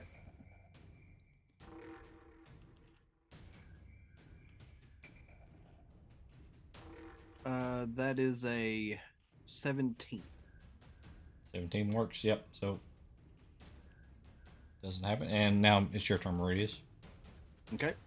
So, seeing that they're fleeing and Keltash has still got like the only one left, Meridius is going to walk around to right here so that he can get a hit on it, and he's going to attempt to stab it with his trident. All right.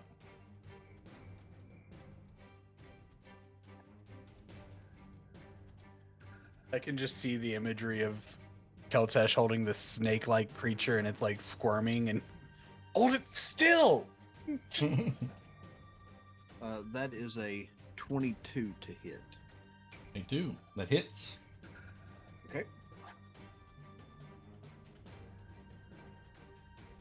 10 points of damage. All right, and it just kind of burst in his hands there. And at that, you guys don't see any more oozes or combatants on the field. Not the first thing to burst in Keltash's hands this campaign. We don't judge. As soon as that one pretty much dissipates out of Keltash's hands, Meridius will kneel down and check on Mace. Okay. As you do, we've ran over our time. We did get a late start, but feel like we should call it right there as Meridius is leaning down to check on Maisie. And we'll pick up here in 2 weeks with more of the Forgotten. So we do this campaign every second and fourth Sunday in the month. So, and if you want to, that may be too confusing, because I mean it is a little confusing to even say. So you can join our Discord, and we put stuff out there. I think Clan Diesel here, he's the other half of Nerdicopia Network. I think he throws stuff out there on the Twitter. So if you want to join the Discord, follow us on Twitter. Check us out on YouTube. We've got the old episodes of this and a bunch of other stuff that we do, retro gaming and some other stuff out there. You can go check it out. Thanks for the raid. Thanks for all the follows. And definitely. And we've got some more stuff going on this. Do what? My DM? Did you see your yeah? No.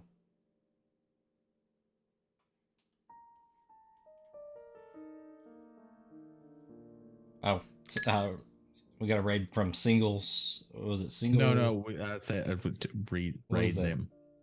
Oh, raid them. Okay, gotcha. Yeah, they raided us once. Yeah. So we'll do that. Yep. Messing in my flow here. I can't read and talk. Sorry. I'm not you. Anyway, we've got some retro gaming tomorrow night over here on Nerdicopia Network at 10:30 p.m. Eastern, and then we got our podcast where me and Clan Diesel and Double Up Buck there just talk about random old guy stuff on every Thursday, 10:30 p.m. Eastern here. And then we got some other streamers here, so we'll just quickly run through them before we raid out to somebody else. Just going in order of on my screen here. Double Up Buck. How's it going? I have my own little Twitch channel that I also run some D&D on opposite weekends of Dr. Diz and Nerdicopia Network. We do ours on the first and third Saturdays of the month, starting at 8 p.m. Eastern Time, where most of the people here are in my game. So if you enjoyed watching them here, you may enjoy watching them there. But I also like to play MMOs and survival games throughout the week. Usually start at 1 p.m. Eastern Time and go till roughly 6. All right. And right next to you, we got Timmy Turbo TV. Hello. So yeah, we are kind of getting back into the swing of things over on our channel on Twitch. So we do a little bit of a lot of it seems like RPG games. Like we were doing Star Wars: The Old Republic, which we're still kind of doing that story. We've got Kyrie as a Sith Inquisitor assassin, based off our own Not Degeneres' character of Kyrie from Cleo's Cataclysm. But we've also been getting into a lot of Fallout 76 lately.